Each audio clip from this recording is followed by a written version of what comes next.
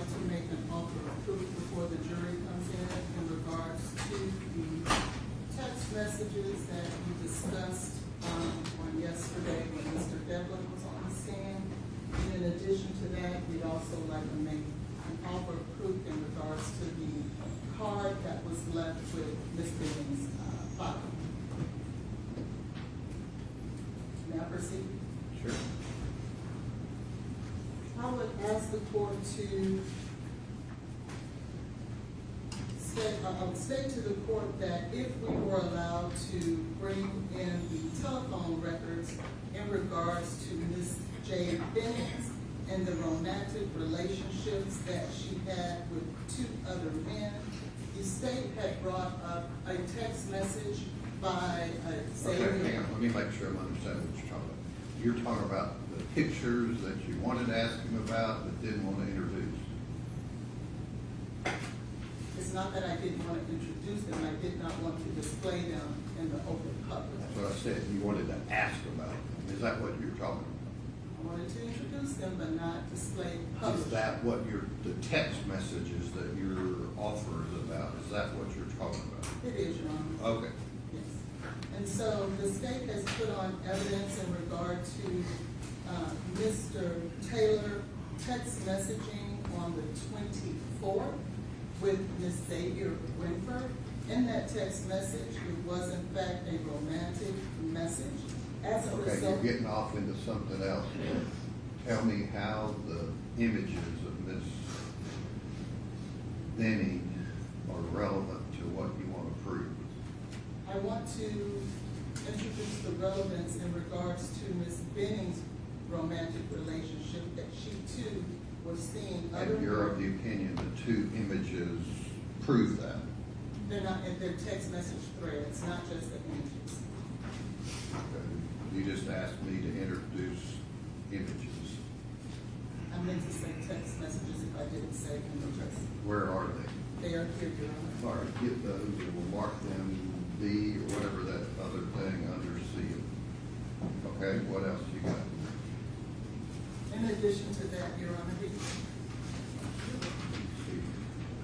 in addition to that, yesterday the state asked Mr. Eric Devlin, who was the digital forensic person for the defense, whether or not, or at least represented that Jarius Porter was a friend of Ms. Benning's. There was a card left at the bedside with Ms. Benning, and it was from a Mr. Jarius Porter. Who knows that? I'm sorry? Does Mr. Devlin know that? I wasn't gonna bring it up with Mr. Devlin, but Who you wanted to bring it up with? only in response to the state's ask. But how would he know that? I was going to show him the actual cards. How was he gonna know where it was found and located? I was gonna ask him to read the cards. How was he gonna know where it was found and located? I was going to tell him. Okay. And those cards that was left on the side of the bed listed a Jarius Porter, and he referred to himself as her lover. And this was on March the 6th, the day of her death. And I thought that it would be in direct response to the state's solicitation of the relationship with Mr. Porter as only being friends. All right, get those. You never asked the court to introduce, I don't know how many pages these are, 50 plus. You never asked the court anything about those texts. But we'll put them under seal for your property. And I specifically asked the court if I could introduce those text messages. No, you didn't. Thank you, Your Honor. Okay. All right, who's the next witness? At this time, Your Honor, the defense will call Dr. Jancy Lindsay. Okay, let the jury step down.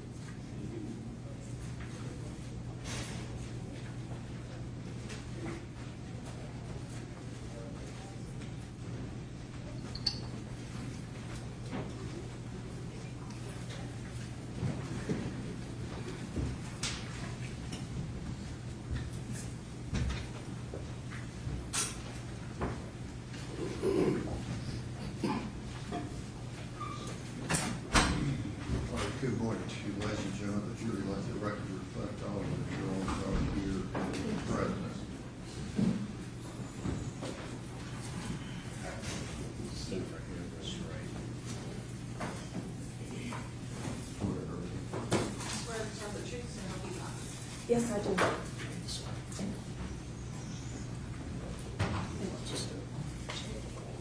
Good morning, Carolyn.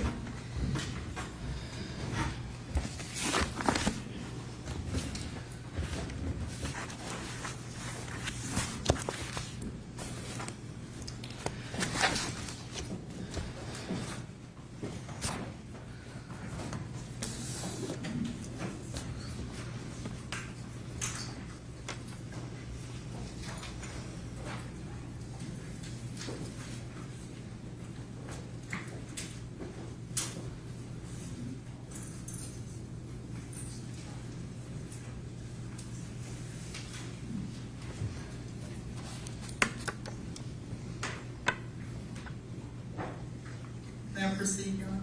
Sure. Judge Lindsay?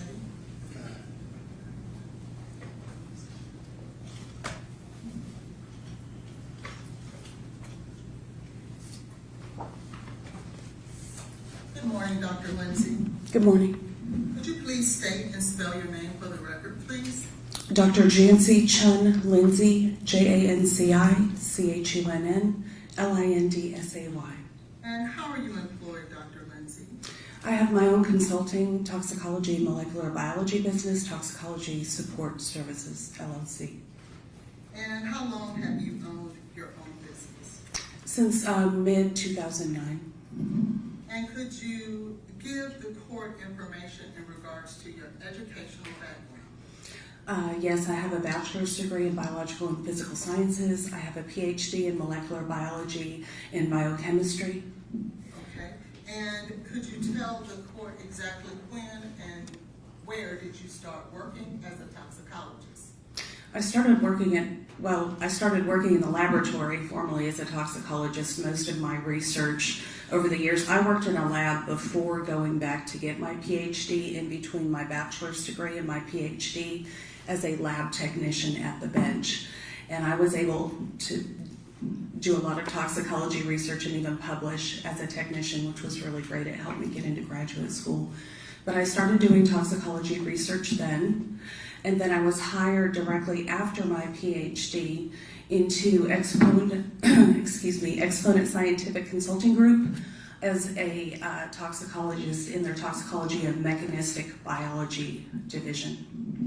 Very good. And have you had the opportunity to be published or have any articles published? I have. And have you had the opportunity to testify prior to today and be deemed as an expert? Yes, many times over the past 20 years. Would that be civil and criminal or both? Both, and then military case. Very good. At this time, I would tender Dr. Lindsay as an expert and would offer her CV, In the field of toxicology. any questions from the state? All right, again, ladies and gentlemen, this witness will be allowed to give her expert opinion. You can place such weight on it as you choose to. And that'll be 60.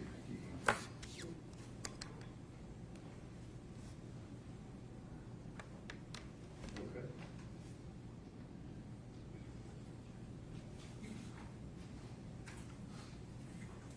Dr. Lindsay, have you had the opportunity in this particular case to review any materials as it relates to the case against Mr. Taylor? Yes, I have. Can you inform the jury exactly what all materials have you had the opportunity to review? Yes.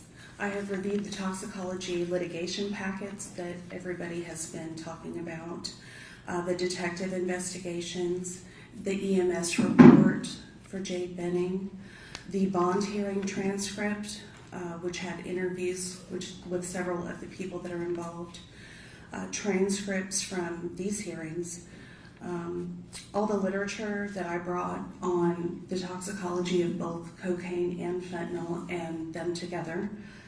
The Pandora records, which are the administrative records for all of the medications which Jade received while she was in the hospital. The ME records for Miss Benning and the baby Abby's autopsy report in Jade's medical records. Thank you. I want to now draw your attention to toxicology lab report by ENS 23129285.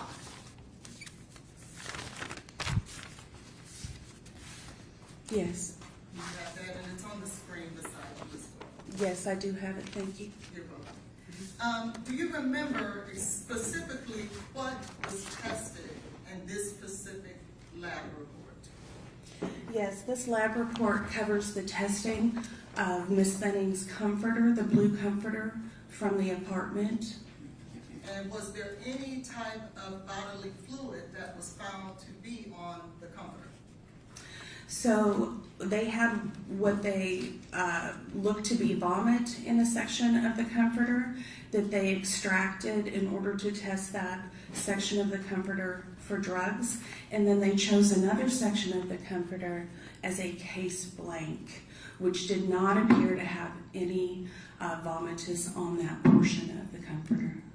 And what is a case blank, Dr. Lindsay? So there are several case blanks in these types of tests. There'll be just the homogenate buffer that they use to extract, and of course it should have nothing in it. And then they'll use an area of the comforter or clothing that they believe does not have any of the liquid item or blood or whatever the matrix is that they're testing, so that that can be a blank for them as well. So they'll have just the buffer, and then they'll have what they think is a true blank on the material. There's been a lot of talk about the word matrix. Will you tell the jury exactly what a matrix is? So in this case, when we're talking about matrix, we're just talking about whether it's blood or urine or fabric or vomit. That's all it means. It's not meant to be a fancy word. Now, this jury has heard a lot of science, and I'm sure they don't want to hear a whole lot more. What is your question? Could you tell us exactly what was found to be positive on this comforter from Miss Benning's home? Yes, I can. So on the comforter, we have the presence of fentanyl, we have the presence of cocaine, we have the presence of the primary metabolite of cocaine, benzoyl ligoxanine. They did not test for EME, but we do have cocoethylene as well, which is what forms when you use cocaine and ethanol at the same time. Okay. And ethanol, would that be alcohol, like drinking alcohol? Yes, that's correct. Okay. Were there any other substances that were at some point found on this comforter but was later to be determined inconclusive? Yes. Do you know what those are? I believe those were THC, methamphetamines, and I think it was just THC and methamphetamine. Very good. Yeah. But to be fair, they later determined that the spikes, if you will, were not placed in that test. So they could not say affirmatively whether that was so. Is that right? That's right, and they didn't rerun the test, which they could have done. And they also didn't report those values. Yeah. Okay, and so to be clear, it wasn't that they weren't present, it's just that they did not run the confirmation to get a more definitive result. Correct. This was the first time they were doing this assay, so they were coming up with a new technique. That's the best way to say it. So it hadn't been validated yet. And what is an assay? An assay is just a protocol for how you do something in the lab. Okay. Now, were they able to quantify any of the substances? Sorry. Goodness. Oh, you mean that? I'm making a mess up here. I apologize. There are no issues on the side there. I got it. Sorry about that. Okay.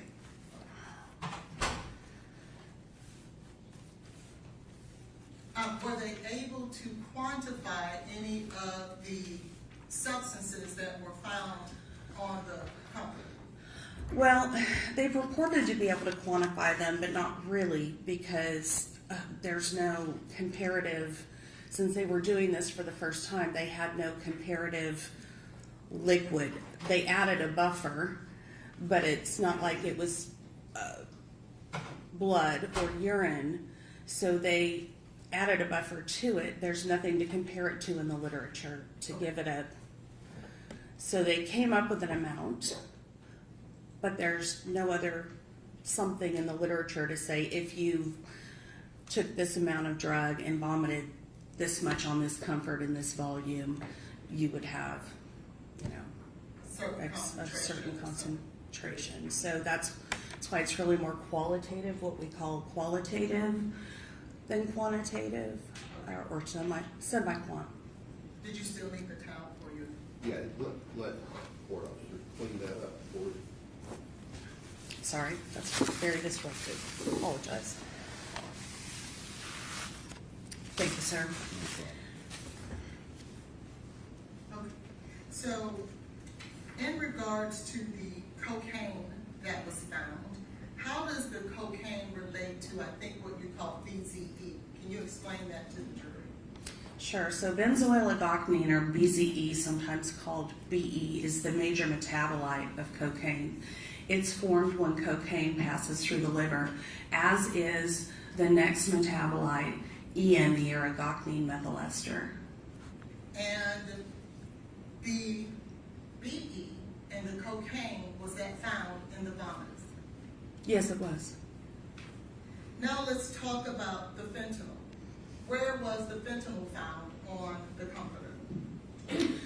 So it was found in both the vomitus and in the case blank, which complicates things. Why does that complicate things? Well, because the case blank was supposed to be a case blank. So finding fentanyl on the case blank indicates that there was the presence of fentanyl on the comforter, either from contamination or from prior use. And did the lab expect to find fentanyl on the case blank? No. No, it should not have had fentanyl. What is the purpose of a case blank? Well, to be a blank area of the substance you're testing, as we kind of went over a minute ago. Yeah. Is that the purpose, to see whether or not the instrument is working properly and things of that nature? Now that's another blank. Okay. So like I said, you'll have like a buffer blank, and then you'll have just another blank for the media that you're using, if that's possible in this type of a fabric test, or maybe you're testing an airbag or something else like that. Did they rerun that fentanyl to ensure that there was nothing wrong with their instrument, and to ensure that the fentanyl that they found outside of the vomitus was in fact a true presence of fentanyl? I don't remember if they reran that fentanyl, but I know that they validated that the fentanyl was there. Dr. Methune validated that the fentanyl was, or excuse me, Dr. Kolosky from CFSRE, I think, and Dr. Methune from NMS. And is Dr. Methune the actual forensic toxicologist who in fact performed the testing on this particular comforter? Yes. Now I want to bring your attention to the cocaethylene. Yes. Where was the cocaethylene found? So the cocoethylene was found in the vomitus, but not in the case blank. Thank you. And again, no concentrations could be attributed to any of these substances as it relates to the company. Well, comparatively, there's no ability to compare. So it's a semi-quant. They purported to have an amount, but what do you compare it to? Thank you. That's kind of the problem. And would that be consistent with Dr. Bethune's testimony that you could not give a definitive quantitative value on any of these substances? Yes. I now want to draw your attention. Could you, thank you. Do you see what's on the side of you there? Yes. And I believe that this would be State's Exhibit number 46, I believe. And could you tell us what exactly this is? It looks like it's the chромatographs from the testing. Okay. And what is a am I saying that? The chromatograph? Chromatographs, what is that? It's the first part of the testing when you use a chromatography method. They'll say something like, we're going to test by GCMS, gas chromatography, mass spectrophotometry. If any of you remember chemistry back in school where you had to go through organic chemistry and identify the compounds, and you might have learned about chromatography and mass spectrophotometry. The mass spec looks at the ion, the chromatography looks at where that chemical elutes off of a column. And each chemical has its own kind of signature time where it elutes off of the column. And according to its abundance, it'll make what looks like a mountain peak. And you can measure the area under the curve and compare it to a standard curve to get an idea of the relative abundance of that particular sample. Now, to be fair, did NMS find that the fentanyl was a number such that it was below the rate of where they would detect it, meaning below the reportable limit? Below the limit of quantitation or below the limit of detection.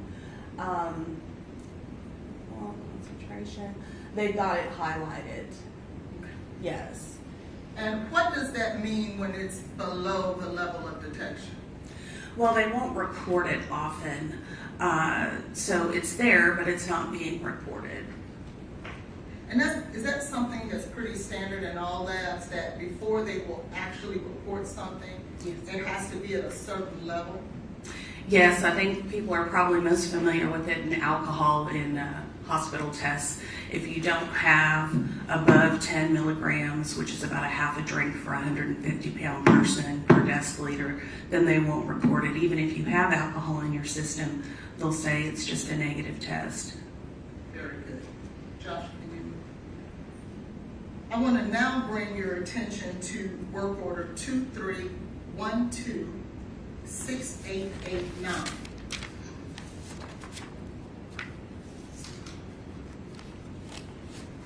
And it is also on the screen. Next. Yes. Okay. Can you tell us what exactly is this particular toxicology report testing? Yes, so this is the blood that was taken at the hospital at 10:31. Unfortunately, it was collected in the wrong type of tube in order to store the blood and the enclosed chemicals properly.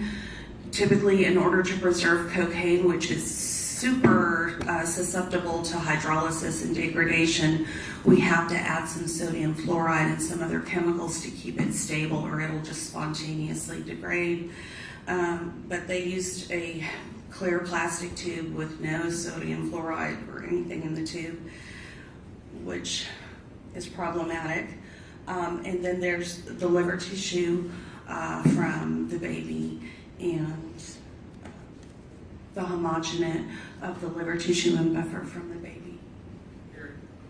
And this, you had stated that it was taken at 10:59. Would that be on February 25th of 2023? Yes. Sorry, I didn't And- stipulate that.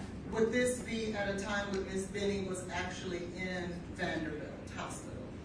Yes, when she first came to the hospital. Did this particular test positive for any substances? Yes, it did. And let me get mine out because I can see it better. So it tested positive for the main metabolite of cocaine, benzoyl at 1,800 nanograms per mil, for cocaine at 78 nanograms per mil, and for agochnine methyl ester at 7,800 nanograms per mil, as well as for fluconazole in the baby's tissue, which is an antifungal at microgram per gram. So it was just a presumptive positive, a qualitative, what we call a qual instead of a quantitative. Okay. And do you see whether or not cocaethylene had an indication on this particular test? So on this particular test, they don't report cocoethylene, but in 8, 9,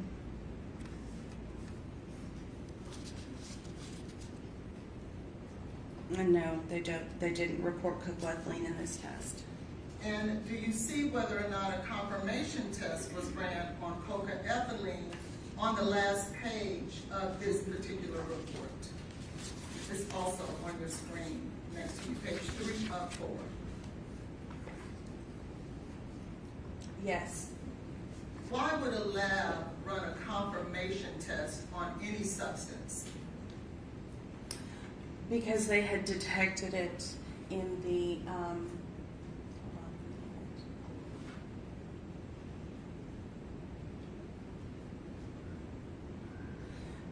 okay, so these are the reporting limits. That actually isn't the actual result. Those are the reporting limits. But do you see that there was a confirmation test actually ran for cocaethylene? So they would run a confirmation test if they saw that it was in the first portion of the test, which is usually an immunoassay screen. And why do they run screens as opposed to just going straight to the confirmation? Some labs do go straight to the confirmation through something called QTOF. Labs are moving towards that, but it's less expensive to do the ELISA. And what reason then, if they found cocaethylene or had a detection, why wouldn't they report it?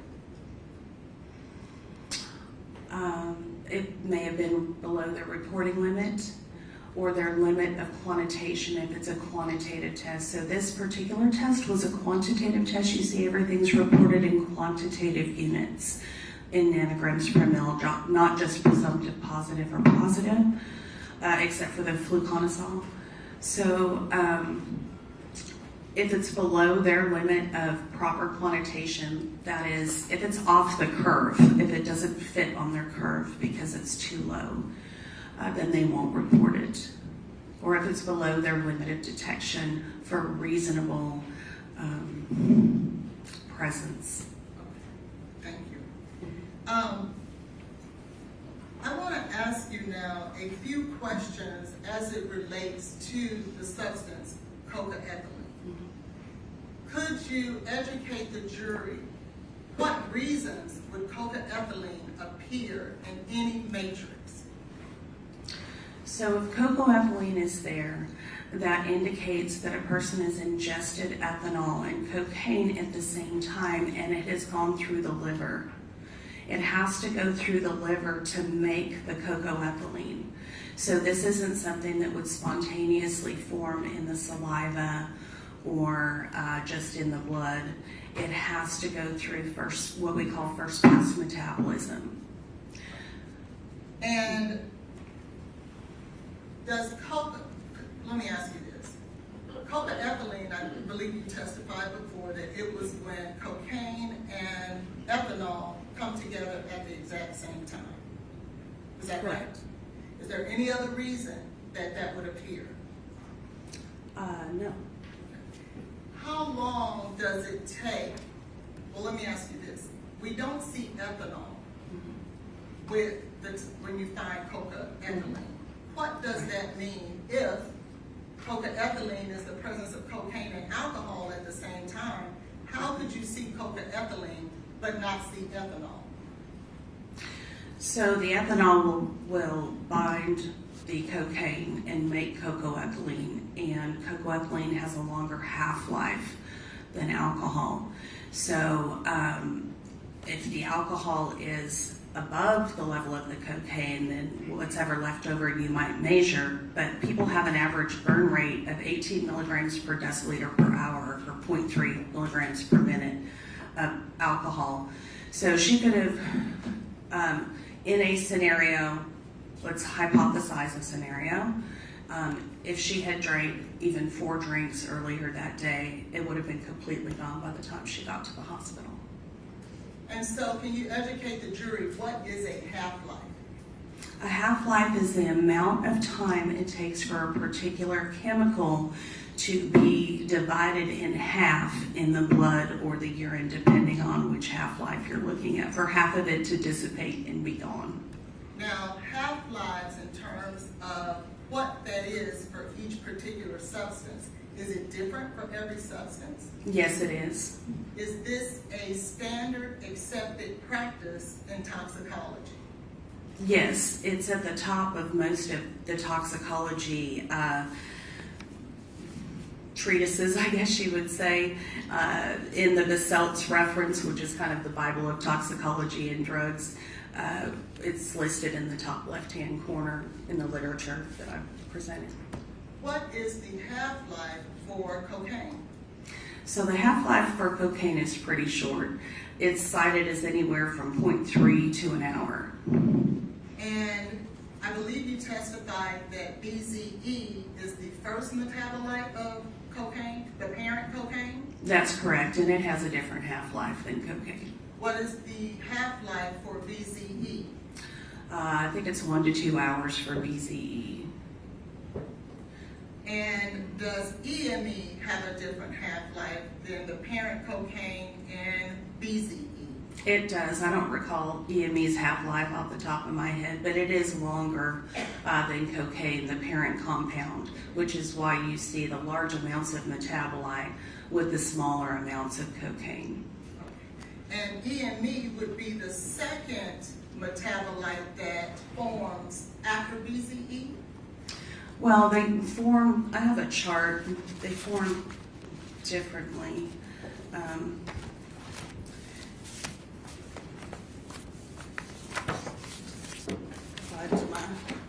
So BZE and cocaine are not, or BZE and EME are not the only metabolites of cocaine. There are several other metabolites, but those are the main metabolites of cocaine that are formed and measured in the pharmacokinetic studies that we look at to try to get an idea of how much should be in the blood or urine after a person ingests a certain amount. And what is the half-life of cocoethylene? So cocoethylene has a longer half-life as well. It's cited as different, anywhere from like 1 to 4 hours, basically. Some say 1 to 2, some say 2 to 4. Do you know what would be the difference as to why it would be 1 hour versus 4 hours? So inter-individual metabolism, co-ingestants, if a person's taking a particular drug that can retard the pharmacokinetic profile for that particular drug, because drugs use similar enzymes. So for cocaine, the main enzyme is CYP3A4.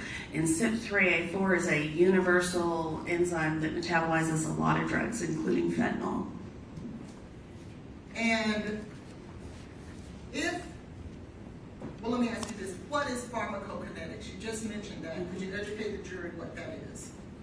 So pharmacokinetics is, I guess, the study of the metabolism of a substance and the ability to look at it over time, its decay over time. You can measure the pharmacokinetics. If you give a person dose X of a drug and you know what their weight is and you can estimate their volume, their body volume of blood, then you can graph a curve for how long it should take for that particular drug using the known half-life in different compartmental models to be exited from the body.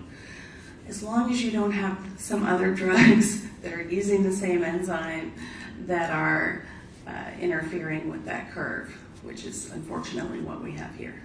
And would that be the equivalent that the jury could probably understand is if someone is pulled over for drinking while driving, and the police may want to try to figure out what was his blood alcohol level at a certain time, if they did get it particular.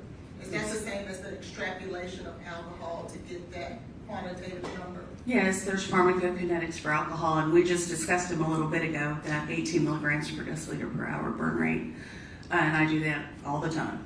Okay. And so were you able to guesstimate or try to determine, given the cocaethylene that was found in the vomitus of Ms. Benning, were you able to utilize pharmacokinetics to get an idea as to when you would have thought that Ms. Benning would have ingested cocaine and alcohol at the same time? So, I guess first of all, it's an assumption to say it was an oral, she ingested something orally, right, beyond the alcohol. We don't know for sure with the cocaine, right? Okay. And second of all, we have to allow for the pass through the liver for it to show up in the blood. Okay. So, we would say in the past few hours.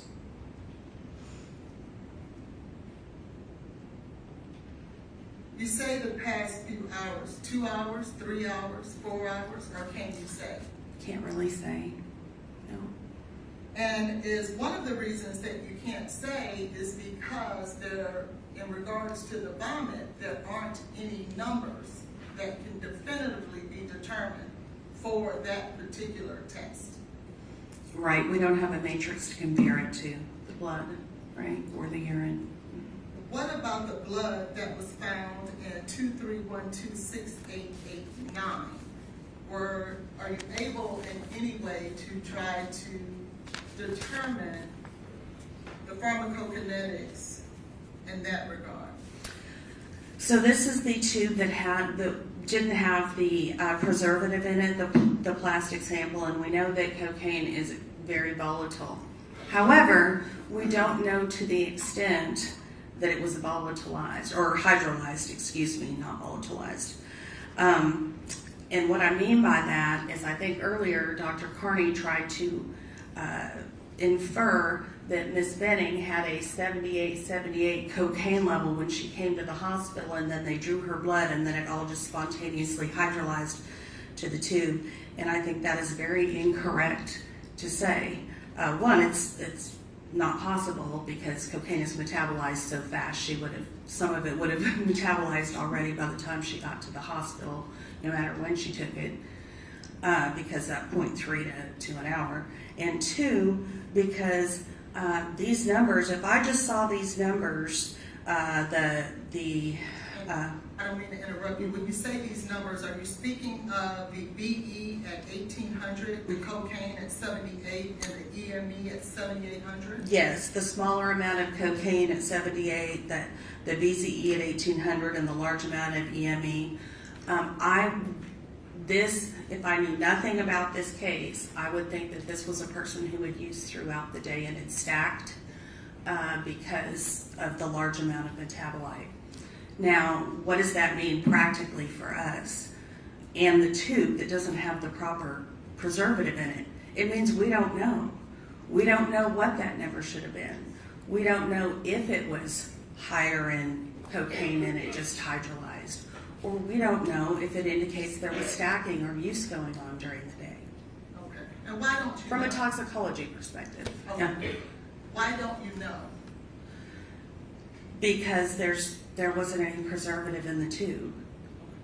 And so we don't know whether half of it hydrolyzed, all of it hydrolyzed, some of it hydrolyzed. So are you stating then, Dr. Lindsay, that the pharmacokinetics as it relates to cocaine is determined once that cocaine is preserved properly, and that's when you get more definitive numbers. Absolutely, 100%. Yeah. And so when Dr. Kotulski stated also that he would not agree to add the EME and the parent cocaine to get a definitive number, you would agree with that? Yes, but for a different reason. I wouldn't do that in a good cocaine sample Okay. because they have different molar ratios and different half-lives, so they won't be present in a one-to-one. It's not an apples-to-apples comparison. You might get a relative sort of abundance, or what's better to do is to compare it to what's in the literature when they give measured amounts of cocaine, and then they record what 10 people have in their urine or their blood 2 or 3 hours after they give the dose. And that, I feel like that is a better mechanism to try to get at that. To that point, did you ever review other material and ascertain that 2 days later, Ms. Benning's blood tested positive for cocaine and had a measure of 69 nanograms per milliliters of cocaine? Yes, I did, which would be pretty impossible by normal pharmacokinetics if the half-life was maintained as it would be with cocaine alone. What do you mean by that? She would have had to use an elephant's worth of cocaine at the high end and anywhere from like 6 to 14 8 balls at the low end.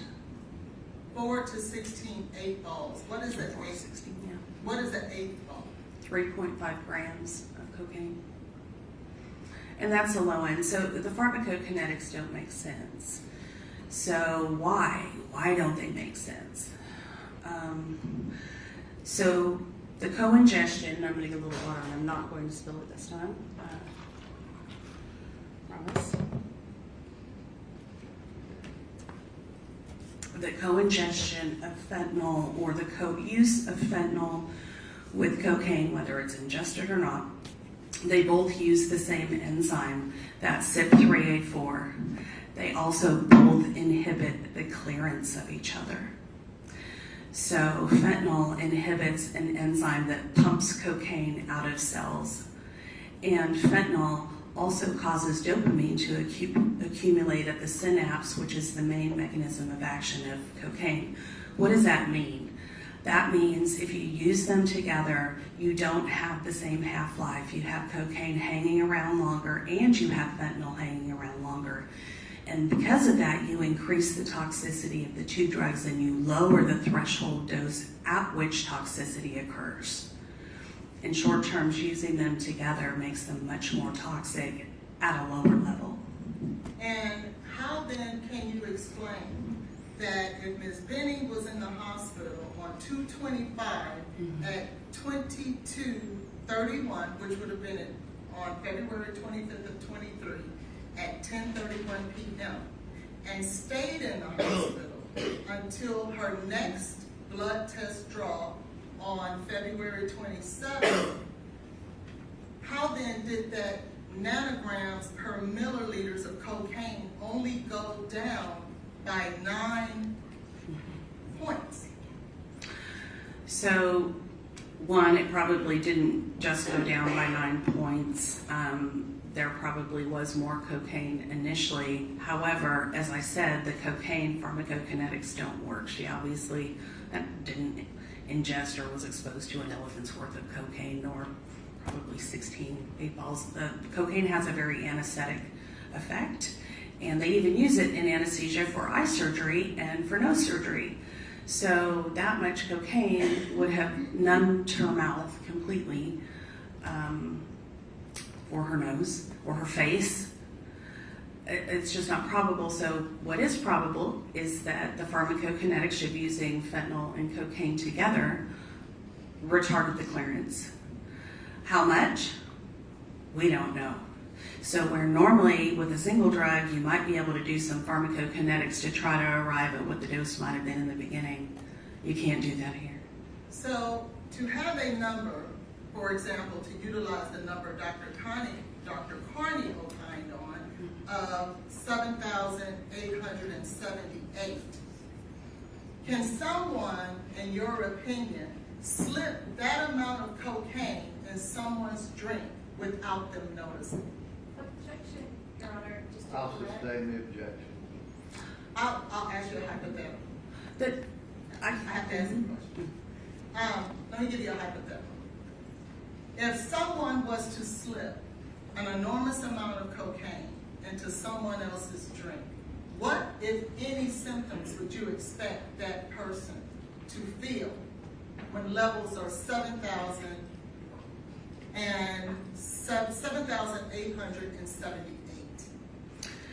so I think people are getting the levels kind of mixed up.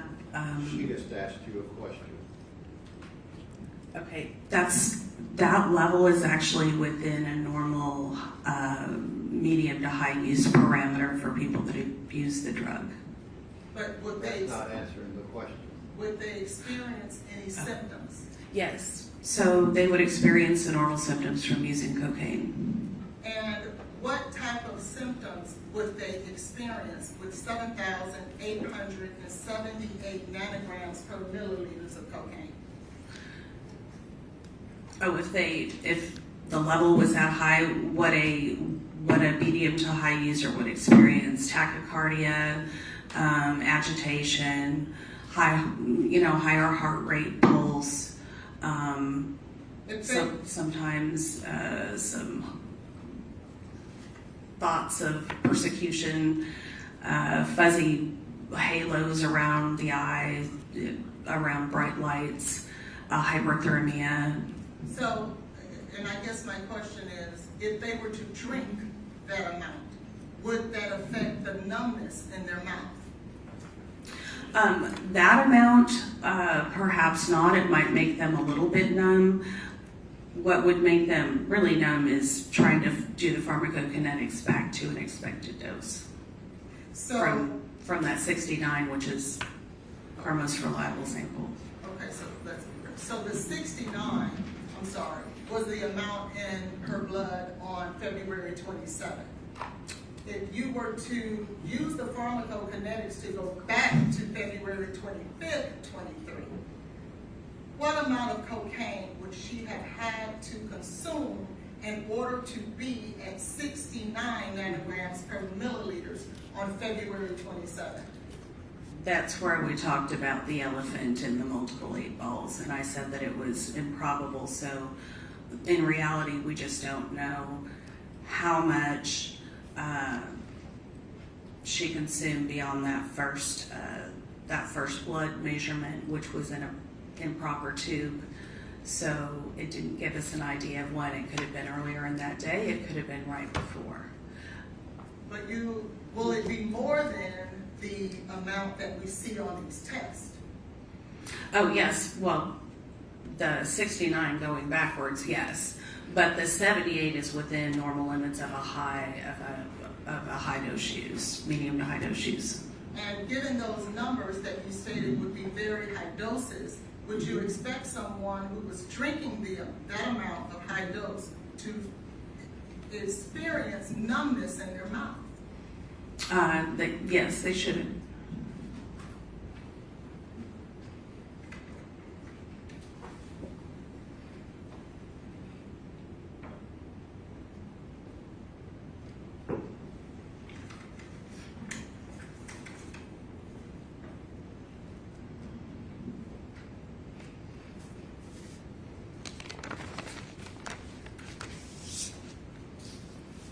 I want to ask you a question in regards to liquid cocaine. Okay. Is liquid cocaine a thing? Is that a thing? Not really, but people do dissolve cocaine in liquids. And to dissolve cocaine in a liquid, along with alcohol, how much cocaine would someone have to dissolve in a liquid to end up at the numbers we see on these tests? To end up with the numbers that you see on the test, Yes. not that much. For, what a medium to high dose user would use. The problem is that the test is not reliable to tell us when it was used. That's really the problem. And I'm not speaking of the numbers on the test, I'm talking about going back to 225 in order to end up on 227 at these numbers. Oh, that's super high dose. That's improbable. That's how we know the pharmacokinetics are off. You can't use the singular compartmentalized. In your Okay. opinion, do you believe that to use the pharmacokinetics to go back, because we know the half-life is 0.7 to 1 hour, and 3 to 1 hour. 0.3 to 1 hour. It's And different in so different places. Yeah. that means, let's just use an hour for an example. For every hour, you would have to go back, cut that number in half. Is that right?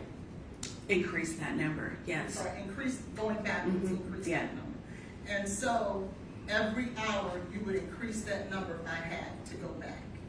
Which is billions of milligrams, which is why you're in the ton range. So- And that pharmacokinetics is in fact the standard accepted manner in order to determine what that person's dose was at the time that we are trying to determine on 225, on the evening of 225, that is an accepted practice in your field of toxicology. Yes, if you can get it to a single drug where it's acceptable, yes. Thank you. I pass the witness. Sure.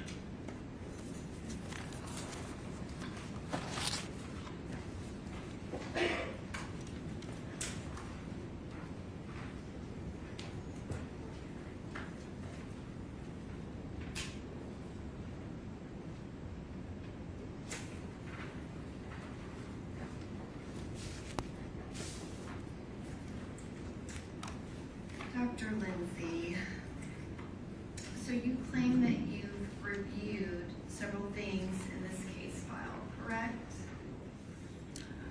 No, I reviewed several things in the case file.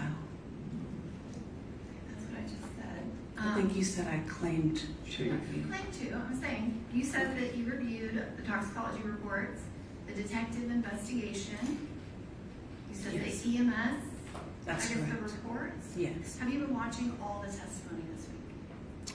I've been watching most of the testimony. I tried to watch most of it, yes. Okay. And you reviewed the bond hearing transcript, correct? That's correct. And the Pandora records and the medical examiner records, correct? That's correct. And so you heard Dr. Carney's testimony before this jury, is that right? That's correct. And you heard Dr. Kowalewski's testimony before this jury, is that correct? Yes, that is correct. And you also heard Dr. Midthen's testimony before this jury, correct? Yes. Okay. And so you were talking about the methamphetamine and the marijuana that came up in the assay test on the comforter. That's what you started out talking about. Do you remember that? I remember it was mentioned, but that was one of the side tests that were done, or one of the results that came up, but it wasn't validated. Correct. It wasn't validated because they can have false positives, correct? I believe it wasn't valid, well, yes, because of the iron ratios, they weren't correct.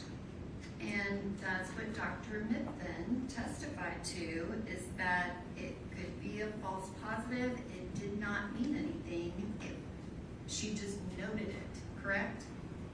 That's correct. And you would not report out something that is that low level, correct? So there was a difference between the ion ratios being off and it being a low level.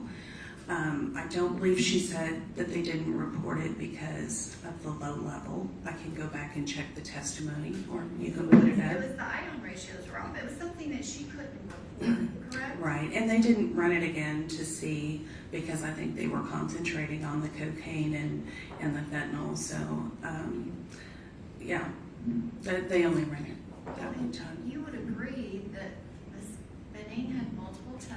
everyone, and none of them tested positive for methamphetamine, correct? Oh, correct, yes. Okay, and none of them tested positive for marijuana either, correct? Correct. Okay, and also when she got to the hospital, she did not have alcohol in her system. That came back negative, correct? No, you can't say that because the reporting threshold is 10 nanograms per mil. So as I discussed earlier, anything below that 10 nanograms per mil will be reported as a negative. Okay, but So we can only say that it was reported as a negative, that it was either negative or less than 10 nanograms per mil. okay, so if the cocaine was dissolved in a very small amount of alcohol and put in her drink and she ingested it that way, Yes. that would explain the cocoethylene that is apparently so incredibly important. It would have to be a larger amount of ethanol, not just a little bit, in order to come up in the assays. So we're not talking like a teaspoon. I think somebody had said something crazy like vanilla before.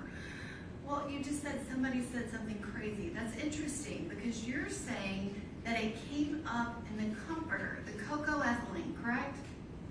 In the vomitus, yes. Okay, but Dr. Mithen's report specifically does not even have a numeric value. The response was so low. Yet it's still persisting in other matrices a couple days later, so it just hadn't formed all the way probably. It literally does not have a numeric value. That is how low it is. Okay, but it's still persisting in other matrices days later, so we know that it was at a higher value then, even given its half-life. Days later, when she's in the hospital receiving medication after medication after medication, trying to keep her alive on life support because she ingested liquid cocaine. Correct? You don't know that. Dr. Lindsay, you have heard Excuse three me. experts You don't need to raise your voice. testify. Your Okay, Honor, I have a to seat, Ms. suggest- Collins, just ask your question in a reasonable manner. Dr. Lindsay, you have heard three experts testify that it was ingested and it had to be a liquid. It was in her drink.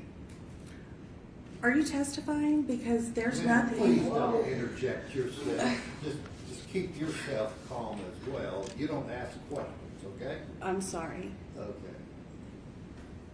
There is Now, nothing. what is your question? You said three experts said X. What is your question? You've heard the three experts testify that it was ingested orally, correct? I've heard them testify that it could have been ingested orally. Have you heard them testify that there was no evidence that it was ingested in any other manner? No, I haven't. You haven't heard that testimony. I have not. If you point it out, I would be happy to look at it. Okay, so you didn't hear Dr. Carney's testimony when she described her autopsy. That wouldn't show you whether it was ingested orally or by any other manner. Okay, and Dr. Lindsay, you went on and on about pharmacokinetics and calculating a dose. Did you provide your calculations? Did I provide my calculations? No, but anybody can do them. If it's a half-life of 30 half-lives in between the first and the second dose, you would be up to billions of milligrams.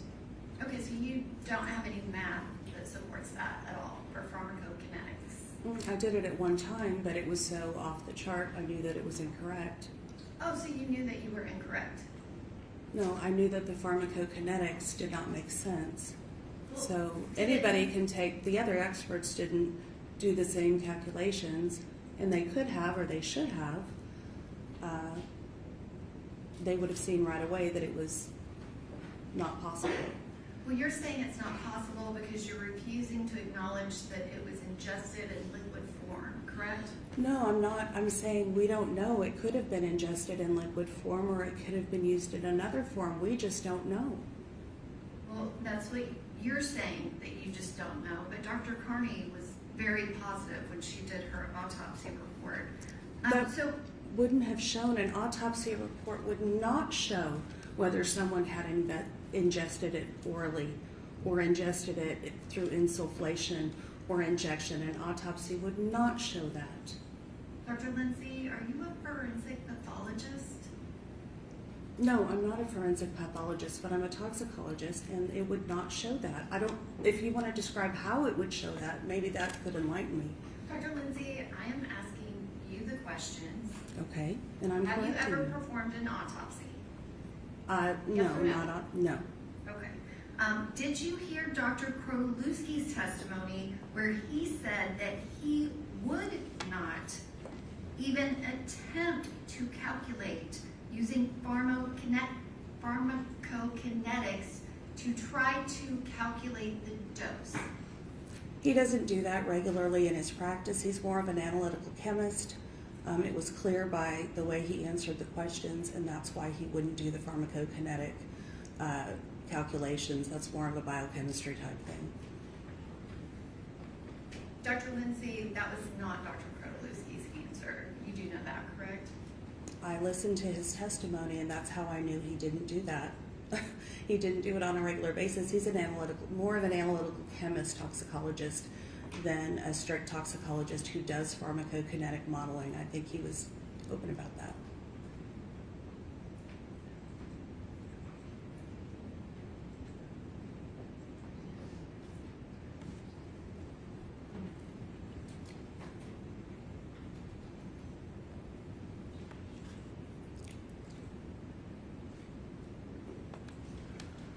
Okay. Dr. Lindsay, I know that you do. So you're saying that you reviewed everything in the investigation file and the testimony at the bond hearing, correct? Yes, that's correct.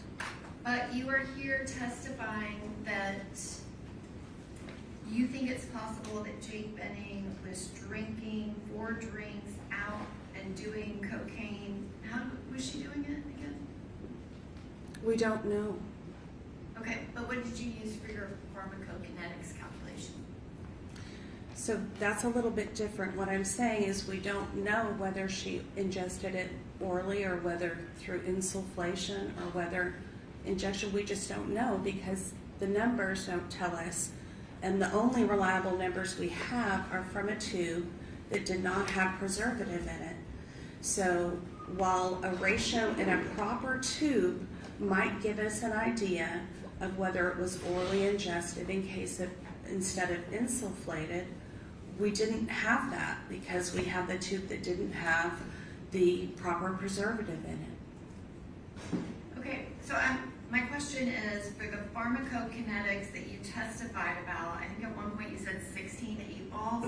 What was the ingestion method that you used for that pharmacokinetics calculation? So I did assume an oral bioavailability for that. Oh, gosh, should have been using that before. So you assumed liquid cocaine. Cocaine taken orally. Dissolved in a liquid. It doesn't have to be dissolved in a liquid. It's the same thing if you take it orally or food, liquid, whatever. It's going through the metabolism that way instead of going through insufflation or vaginal insertion or whatever. So you said that, and then immediately afterwards you said, but you can't calculate the pharmacokinetics with this case. Correct. So you calculated it, and then you said you cannot calculate it in this case. Yeah, so the history is that when I tried to apply proper pharmacokinetics to this case, it didn't work. And so then I went into researching, because it wasn't plausible, then I went into researching, well, why could that be? And then there are a couple articles that I provided the literature here. The best one is Chang et al., who goes into the pharmacokinetics of cocaine and fentanyl taken together and how they both inhibit each other's clearance. What does that mean practically? They both inhibit each other's half-life or clearance. So we don't know how much. Dr. Lindsay, you're going on and on about cocaine and fentanyl. Those aren't the facts of this Dr. Lindsay, you do agree that on the internet there is information about liquid cocaine. Do you agree with that? Yes, can we clear up the last statement? Do you want to start arguing with her? No, she just made a factually Okay, incorrect if your lawyer, statement. they want to ask you, they'll ask you. Go ahead. Okay. What is your literature about liquid cocaine? It's on the internet, correct? There's rehab facilities that have internet pages, and when you go to it, it says do not ingest it this way because it is lethal and it will kill you. You have seen that, correct? Yes, if you orally use cocaine, you can overdo the amount because the bioavailability is less and it takes longer to absorb. And it is known to cause death. It is lethal, correct? No, lots of people use cocaine that way. I mean, it's not preferable. You kind of waste part of the drug, but apparently the high is supposed to be better. The problem is the fentanyl along with the cocaine, which lowers the threshold dose of toxicity. Okay, so if a website says that it increases the risk of sudden death, you're just saying not really, even though. I'm saying it doesn't cause death in all cases. Objection, Your Honor, speculation. But it can cause death, and there is information on the internet that warns people about that. Don't you agree? Objection, Your Honor. Okay, I'll overrule the objection. She's going to answer, I think. Yes, of course it can cause death. It depends on the amount. And you would agree too that there is a lot of information on the internet about cocaine and that it can cause a placental abruption or a spontaneous abortion if used when pregnant, correct? Cocaine can cause myocardial infarctions, including things like placental abruptions. Yes, it can. I mean, this is the U.S. Department of Justice, 1988, cocaine use in pregnancy can lead to spontaneous abortion of the fetus. Yes, it can also lead to birth of those babies, which everybody knows about, the crack babies, the cocaine babies that are adopted, thankfully. Thank you, Dr. Lindsay. Any other questions? Yes, Your Honor.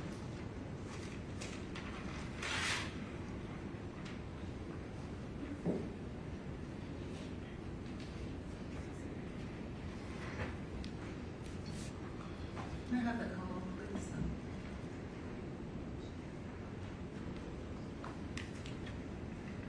Pardon? I was asking him if I could utilize the phone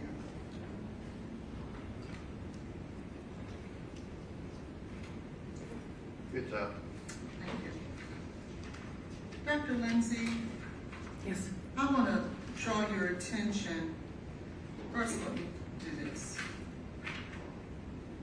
Draw your attention to the NMS litigation packet and from data in regards to, oh, I'm sorry, that's the wrong one. In regards to 2312-9285. Do you see that? I do. And do you see the window for coca-ethylene? I do. And just to be clear, 2312-9285, is that the comforter we've been discussing this morning? Yes. And do you see a peak in a presence for coca-ethylene? Yes, this was also admitted to by Mithun and Katalski. If you'll just answer the question as it's given. Sorry. Instead of ad-libbing all of the information. Go ahead. Thank you. Yes. And so does that in fact show that there was in fact the presence of coca-ethylene on the comforter in the vomitus? Yes. Now, to be fair, it was not up to the reportable limit, but it was in fact there. Yes. Are there reasons why a substance will not be at a reportable limit? If it's not formed yet, if it's below the reportable limit. And would this be before Ms. Benning ever made it to Vanderbilt Hospital? Yes. I now want to show you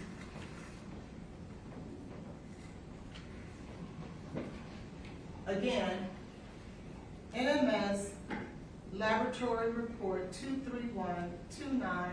Do you see that? Yes. That is the same number associated with the comforter. Is that right? That's right. And do you see the fentanyl peak in this window here?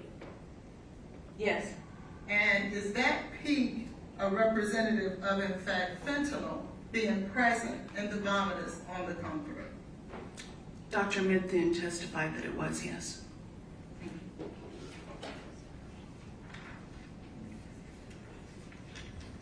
So it's not just you stating that the fentanyl was present and or the cocaethylene was present. This is NMS lab data that was performed by Dr. Mithun. Yes. Your Honor, may we approach briefly?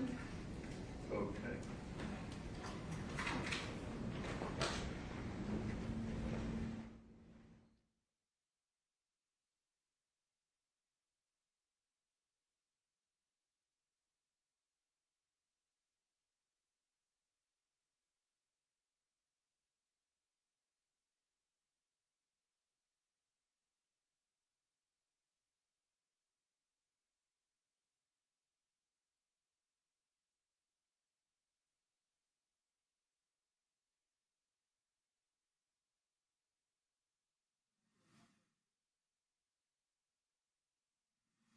Do you have any other questions?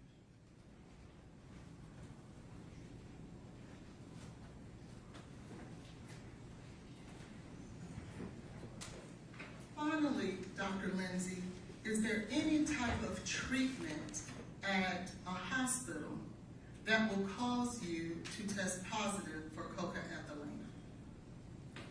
No. Thank you. I'll pass Not that I know of, I would Thank say. you. I'll pass it. Any other questions? No, Your Honor. Thank you, Andy. Thank you, Your Honor.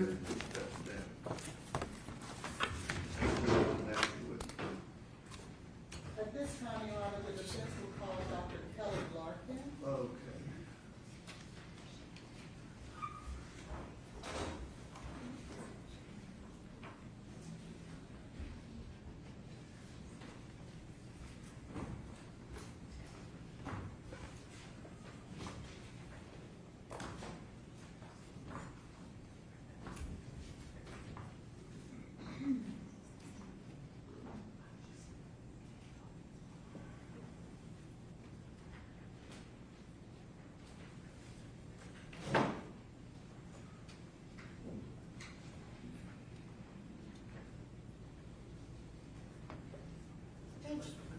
We approached briefly. Just gonna be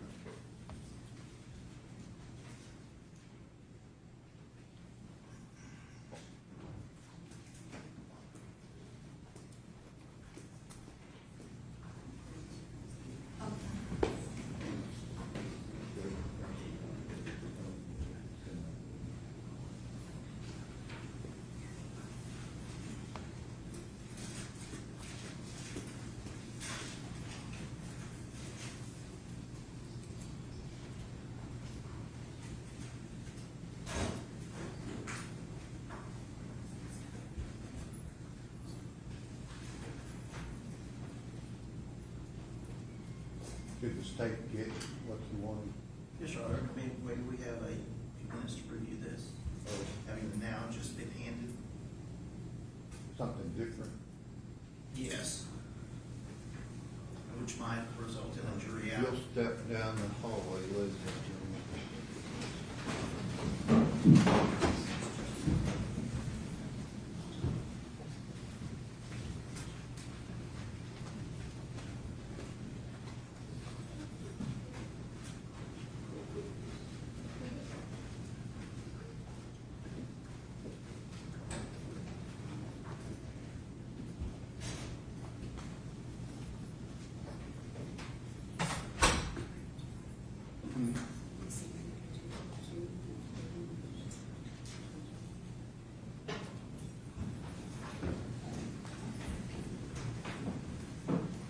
What do we have different, Ms. Holland? This is my first time, so I'd like to take a minute.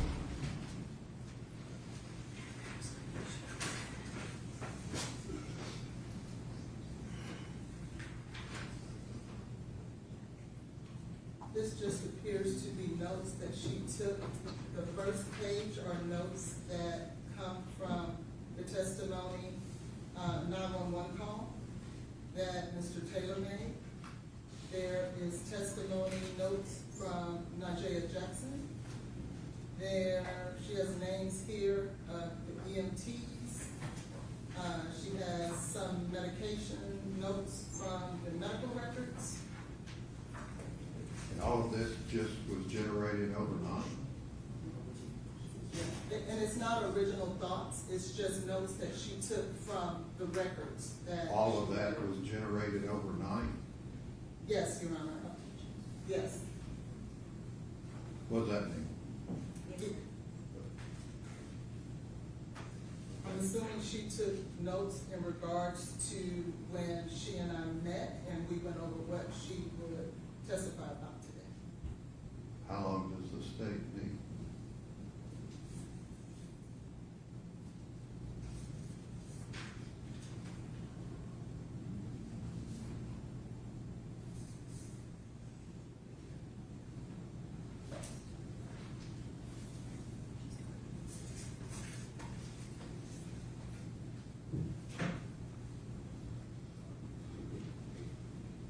Would you like to see the notes, Your Honor? I don't know. How long does the state need? We have just maybe 3 or 4 more minutes, and maybe in that time can get Dr. Carney Okay. connected up.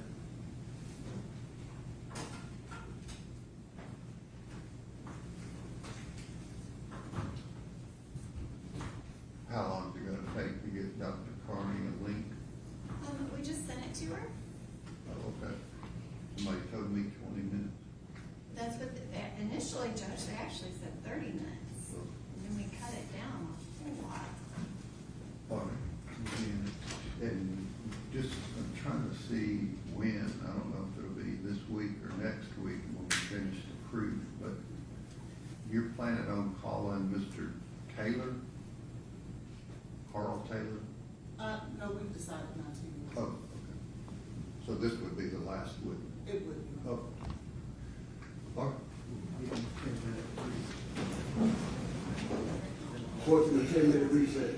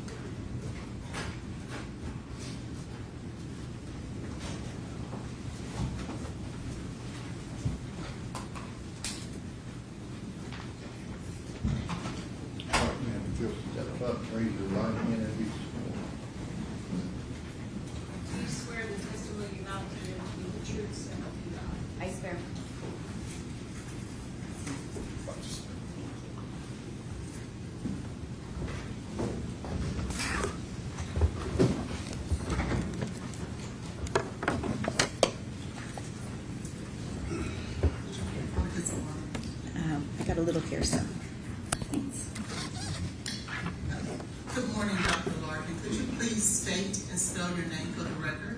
Yes, my name is Dr. Kelly Larkin, Kelly, Larkin. And could you please give the jury a little background as to your education as well as your employment experience? Yes, I'm a board certified emergency physician. I've been practicing for 30 years. I have a bachelor's degree in science. I have a master's degree in neuroscience. I have a medical doctorate. And following completing medical school, I did an emergency medicine residency training for 3 years. Following that, I was invited to take the board examination to become board certified. I took the written boards. Once I passed that, the next year I was invited to take the oral boards. Once I passed that, I was a board certified emergency doctor. Since that time, every 10 years I have to recertify. So I've recertified twice now, and so I'm still currently a board certified emergency physician. And for the past 30 years, I've worked exclusively in emergency departments, mainly in Houston, Texas area. And have you had any publications as it pertains to articles and or any type of treatise? I've had some publications from like graduate school and some small publications. And have you had an occasion to also teach?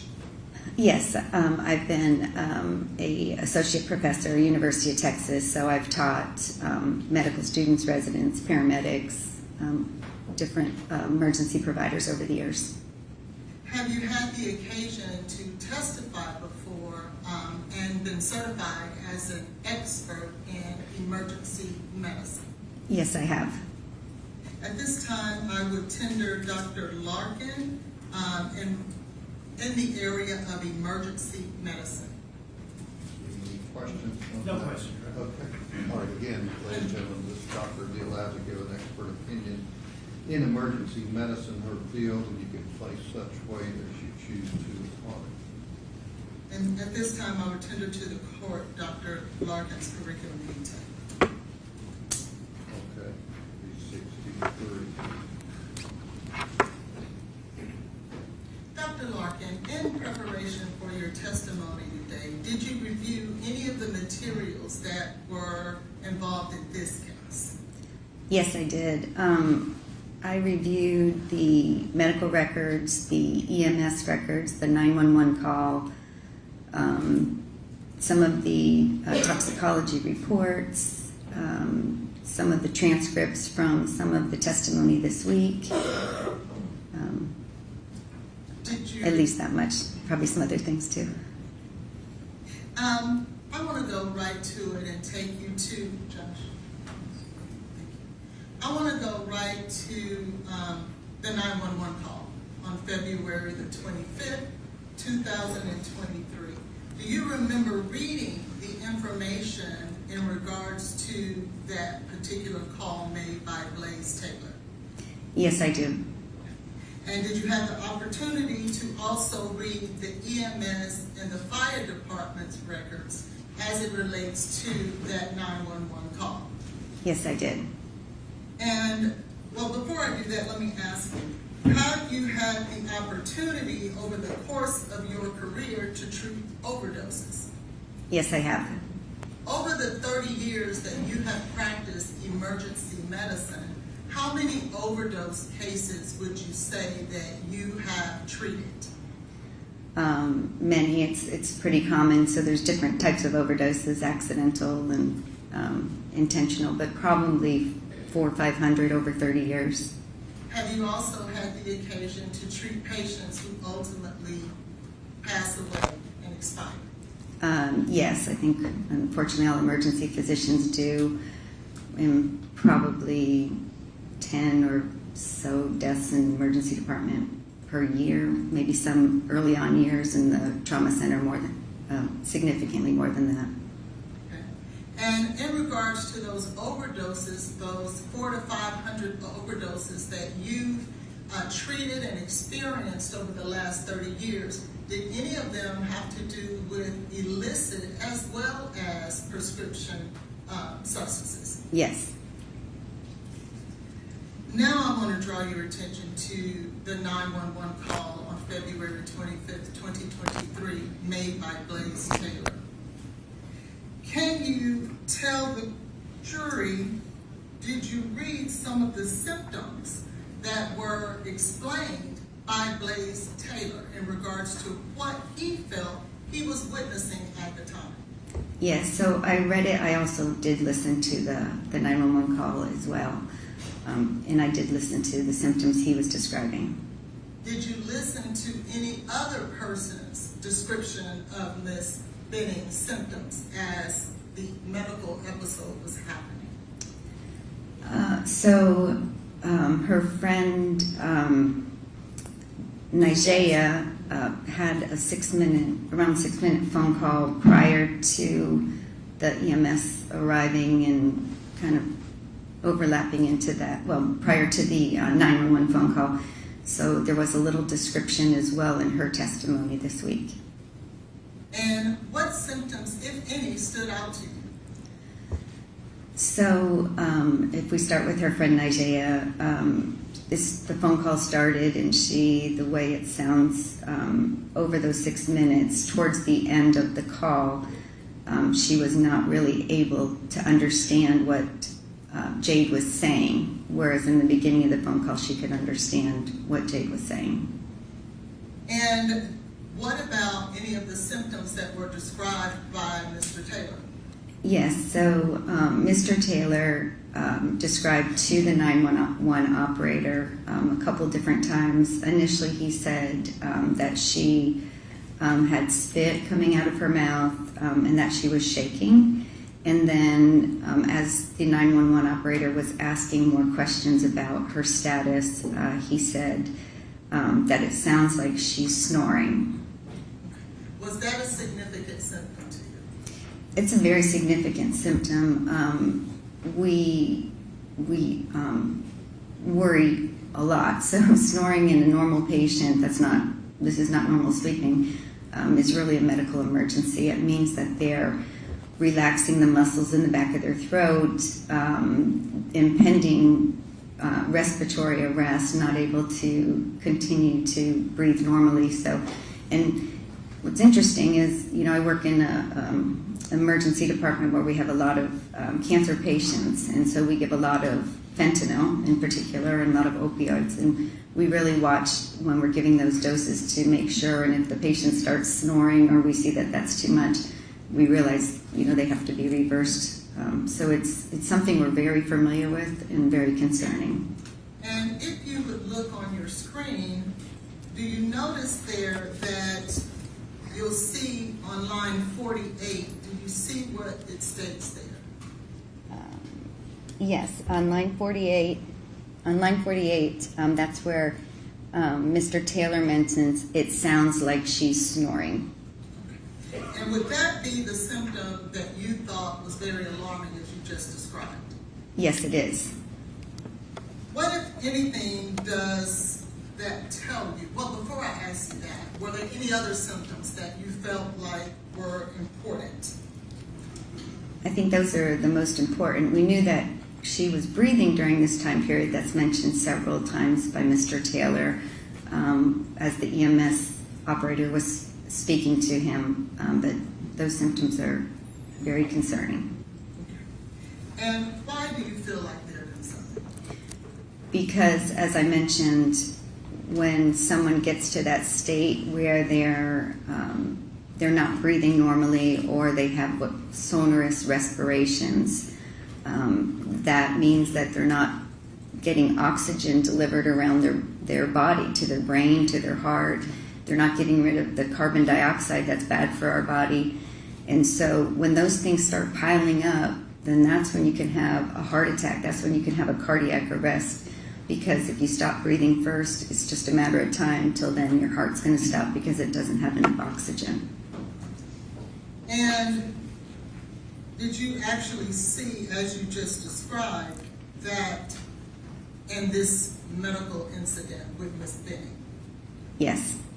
did you have the opportunity in preparation for your testimony today to not only listen to the 911 tape, but to look at the emergency records in this case? If you could go back, Judge. Yes, I did. And what I mean by that is from EMS and the fire department. If you could blow up the pre-hospital care report, the second. Yes, thank you. Do you notice in this report narrative where it states that the patient's boyfriend stated the patient was 4 months pregnant? Yes, I saw that. Now, I want to also ask you, did you also review the Emergency Communications Center information? Yes, I did. And did you also review another CAD incident report from the Emergency Center? Yes, I did.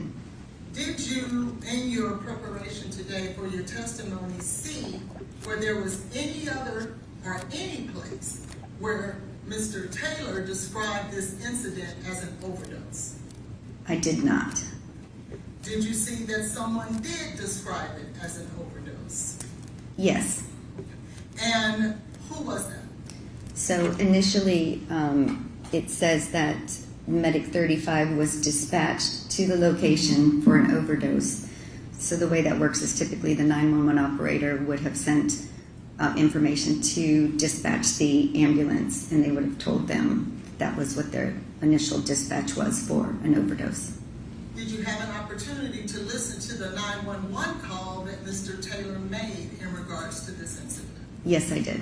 Did he ever describe this as an overdose? He did not.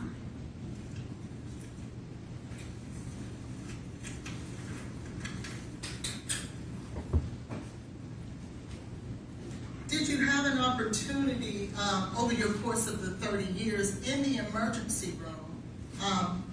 It's fair to say you see many emergencies. Yes, we do. Where do you currently work?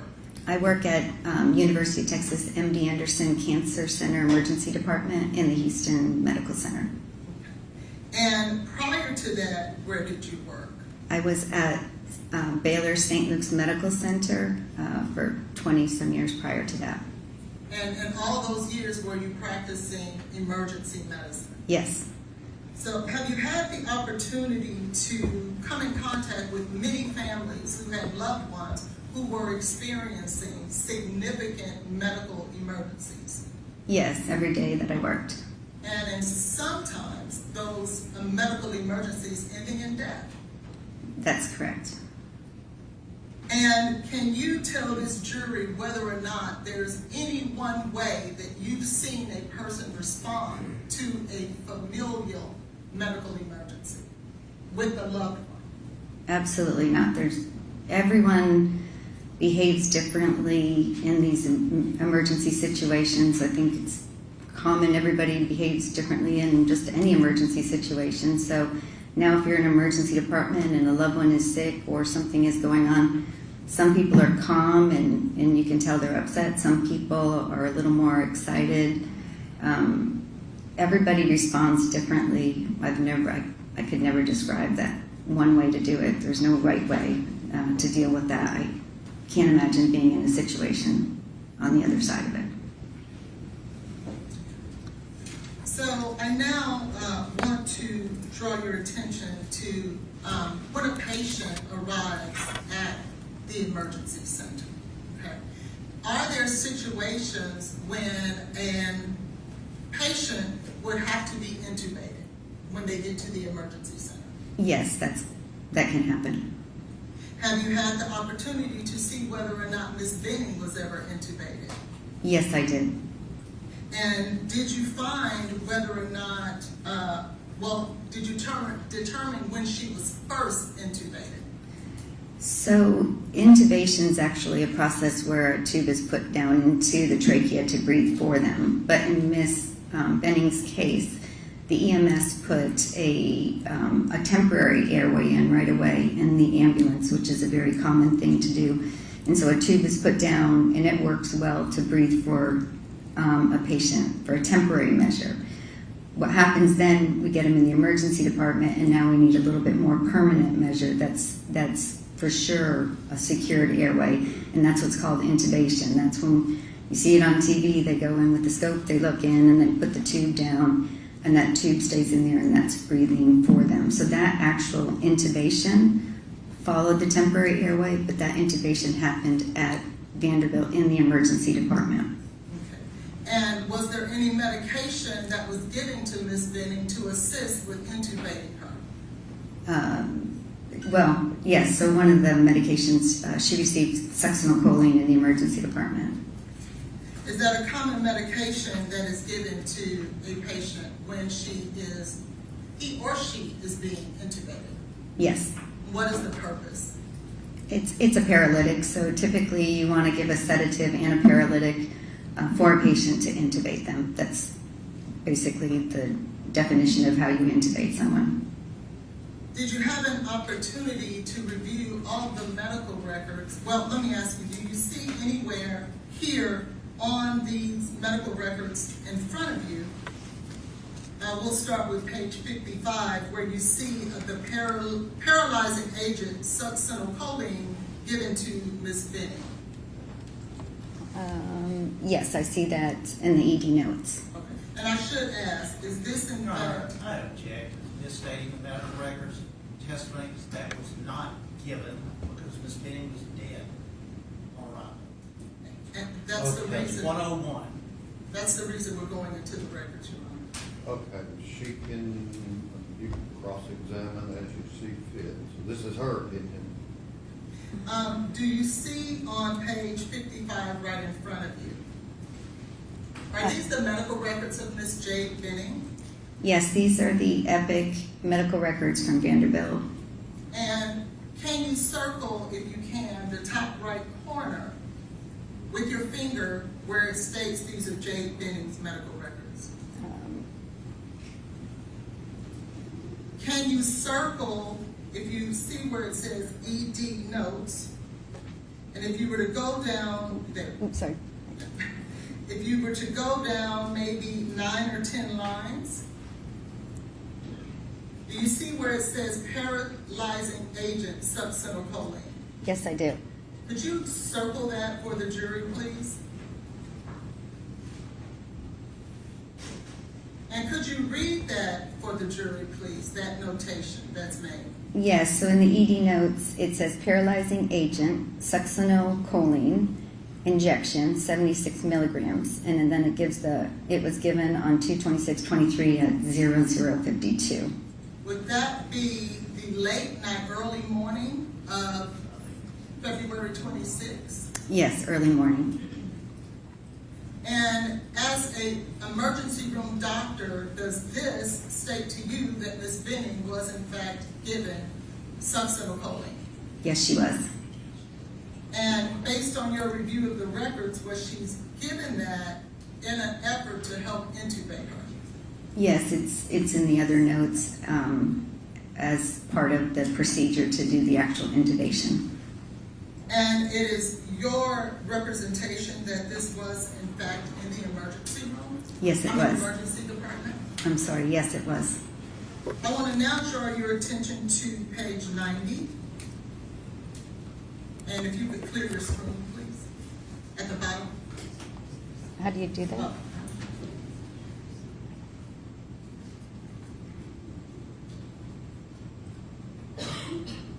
Oh, clear.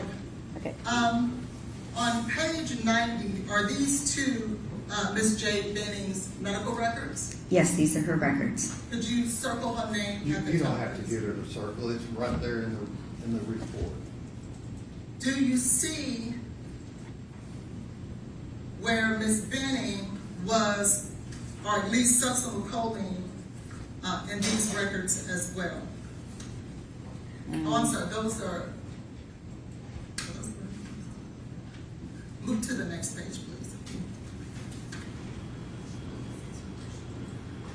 To page 90.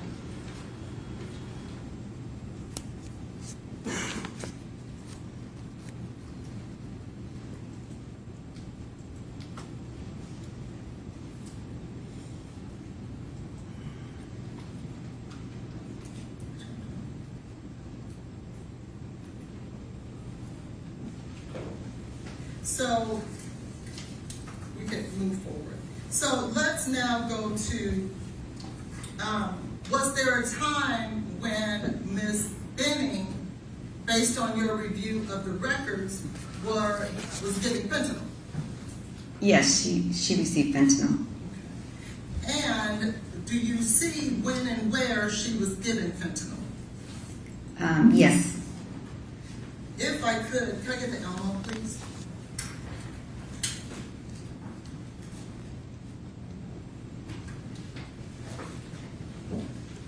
Thank you.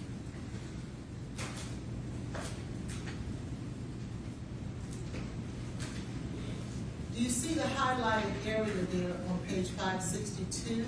Yes, I of the do. medical records?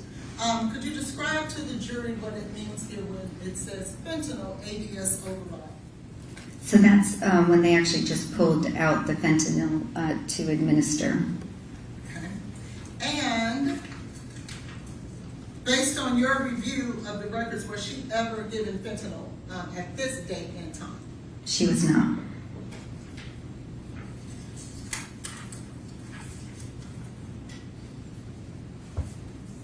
I now want to draw your attention to page 567 of Ms. Benning's medical records.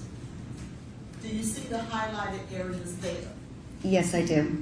And is this in reference to the medication fentanyl? Yes, it is. And was she given fentanyl at this time? Yes, she was. And what time do you see notated in the medical record of Ms. Benning as to when she was first given fentanyl? So her initial infusion of fentanyl was 2/26/23 at 00:39. So would I'm that- sorry, 00:41. So Okay. the pull and the,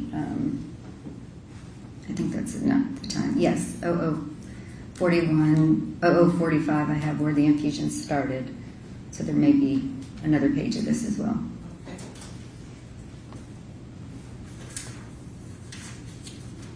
This is page 727. That's correct. Okay. You could go ahead and explain to the jury what this is stating. So this tells you that the infusion starting, the time that's highlighted on the right is 00:45 for the actual infusion starting. Okay. And when does it end here in this medical record? So, Can oh you- yes, I can see. I'm sorry, I should put my glasses on. But the end date on this infusion and at this rate was 2/27/2023 at 18:43 or 6:43 p.m.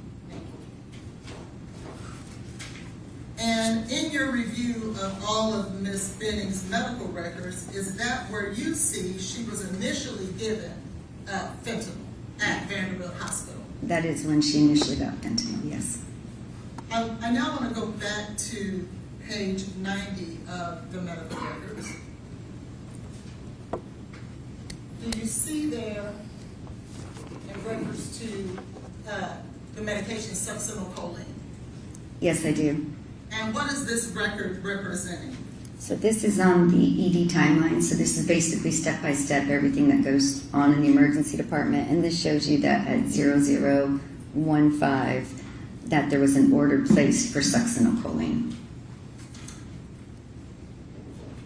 And is this too in the emergency department? Yes, it was.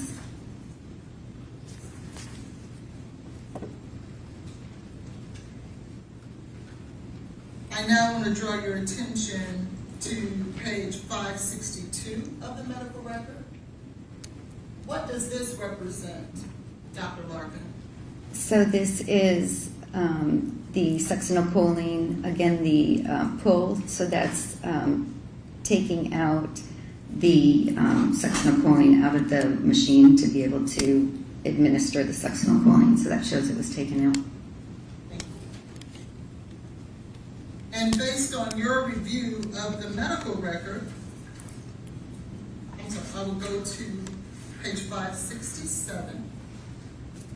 What does that represent? So this is showing you that the succinylcholine injection of 76 milligrams was completed, and it tells you who had ordered it initially, and then it tells you the nurse that acknowledged that as well. Okay. And does it state completed? Yes, it does. What does that mean? That means that the order that had been made to give the succinylcholine actually was completed, so it was given to the patient, and that goes along with the other one we saw earlier that said when it was given. And is that, again, in the emergency room? Yes, it was. Now, I want to now draw your attention back to,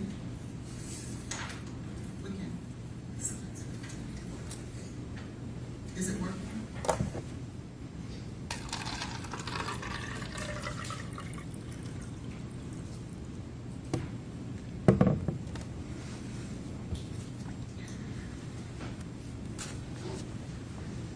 And you can go back, Josh, to the records of the litigation, of the toxicology reports. Did you have an opportunity to review the toxicology report from NMS 2312985? Yes, I did. And did you learn from the review of these records that this was in fact vomit on a comforter that Ms. Benning vomited during the evening as a result of her medical incident? Yes, I understand that. And did you consider that too to be a symptom in regards to her medical condition? Yes, it's not uncommon as someone is having respiratory difficulty or other problem that they have some vomiting. Did you notice, based on your review of any of these toxicology reports, have you had the opportunity over the 30 years of your practice to have to deal with toxicology? Yes, so as an emergency physician, you get trained in toxicology. We obviously have patients that come in and we have to look at reports regarding toxicology. And you're not claiming to be an expert in toxicology, are you? I am not. Okay. Did you notice in the records, lab reports of Ms. Benning from NMS, whether or not you noticed that coca-ethylene was present in her system? Yes, coca-ethylene was present in that NMS sample that we're looking at. Thank you. Have you ever had an occasion over the course of your career to treat a fentanyl overdose? Yes, I have. Have you ever had an occasion over the course of your career to treat a cocaine overdose? Yes, I have. And could you describe for the jury what you would expect to see after 30 years of working in the emergency room department? Have you had an occasion to deal with cocaine overdoses? Yes, so they're almost opposites of each other. So cocaine is more of a stimulant, and then fentanyl is more a depressant.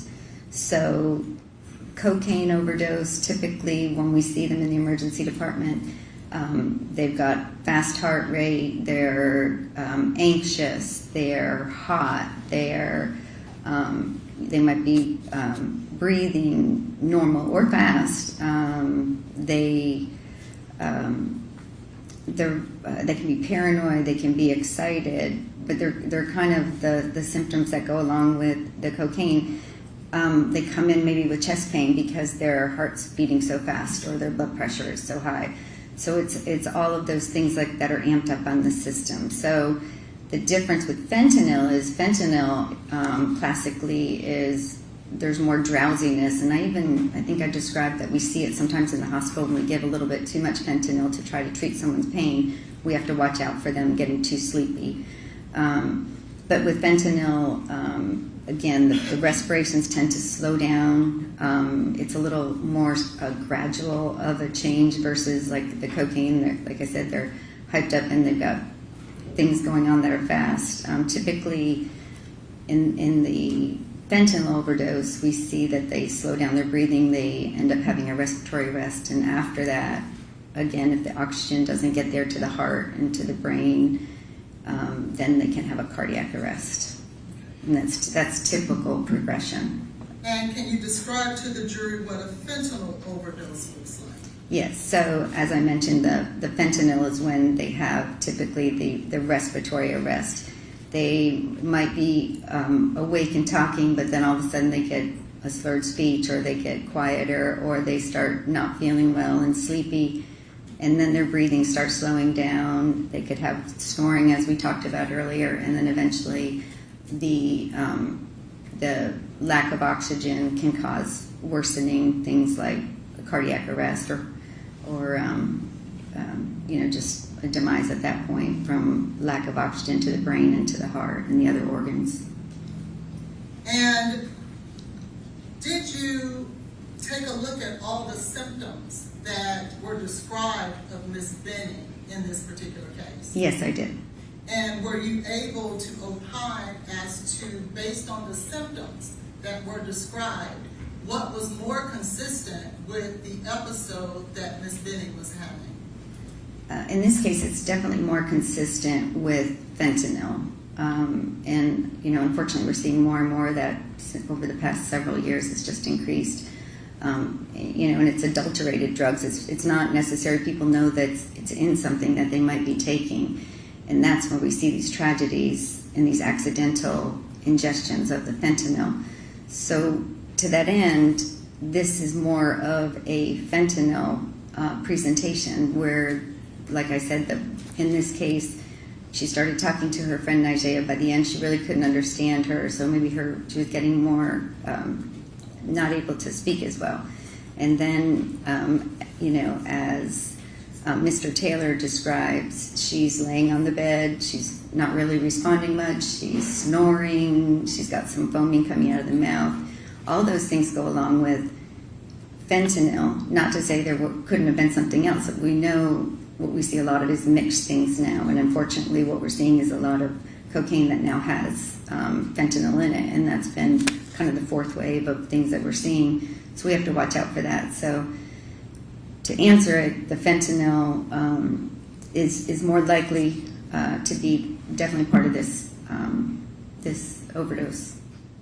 As a medical professional in an emergency room, did you notice that Ms. Benning had fentanyl in her system prior to receiving it at Vanderbilt Hospital? Yes, I did. And are you able to opine that fentanyl had nothing to do, given all the medical records that you reviewed for Ms. Benning, to do with her medical episode? Can you restate, please? Can you opine that fentanyl had nothing to do with the medical episode suffered by Ms. Benning, based on the records that you've read? No, so fentanyl, we know fentanyl was present, and it was present prior to her getting fentanyl in the hospital. Your Honor, we have checked, all gets cross-examined, but that is not what is in the record. Okay, she's just indicated it is from her perspective, so go ahead. Now, finally, have you had the opportunity to review the autopsy report from Ms. Benning? Yes, I have. And in reviewing the autopsy report, was there anything specific in regards to Ms. Benning's heart that stood out to you? Yes, and I believe the medical examiner mentioned it as well. There was a enlargement of the left ventricle of the heart, and also the myocytes of the heart. It just means the cells that are in the heart, and they were enlarged in that left ventricular area. And that can be caused by several things like long-standing high blood pressure and other things. But again, that can be consistent with just something chronic, meaning you can't make big cells in that part of your heart quickly. It didn't happen with this event. It's not acute. It had to happen over time. So one of the chronic things that can cause this over time is just cocaine use over time can cause those myocytes to be large and that ventricle to be enlarged. Now, to be fair, are there other things that could cause this type of myocyte hypertrophy? Yes, so other things that make the heart work harder, like I said, high blood pressure, other heart problems. In reviewing the records of Ms. Benning, did you have the opportunity to review her OBGYN records as well? I didn't focus very much on those, no. Okay, thank you. And what do you notice here in regards to what is notated in Ms. Benning, actually, to be fair? Is this the autopsy of Ms. Benning? Yes, it is. What did you notice here? This is what I just referred to. Basically, sections of the ventricle. The ventricle is one of the top chambers of the heart, and per this note, or per the report, it says they revealed focal myocyte hypertrophy. Big fancy words, but it just means the cells in that area were bigger than normal. And again, that's a chronic finding, not an acute finding. When you say chronic versus acute, does that just mean one episode can't cause this? Correct. This wasn't caused from the episode that caused her demise. This was something that had to have been going on prior to this to cause this. And could you then read from page 5 of 5 of Ms. Benning's autopsy report, the highlighted area? Yes. So histologic exams, so just basically looking at the cells on a microscope. The histological examination of Ms. Benning's organs reveals focal myocyte hypertrophy, the same thing we just talked about, in the heart, but no myocarditis or infarction. So in a case like this, when we have a young person who dies, the MEs are looking to see, could it have been a heart attack caused from something such as cocaine? We see young people that have that. Or could it be a myocarditis, which is an infection of the heart that can cause this kind of thing? The ME did not find those, so she just noted those as negatives in her report. And of the medical records that you reviewed of Ms. Benning, was there anything you seen in those records that would notate that she suffered from high blood pressure? No. Thank you. I pass the witness. Thank you. Questions?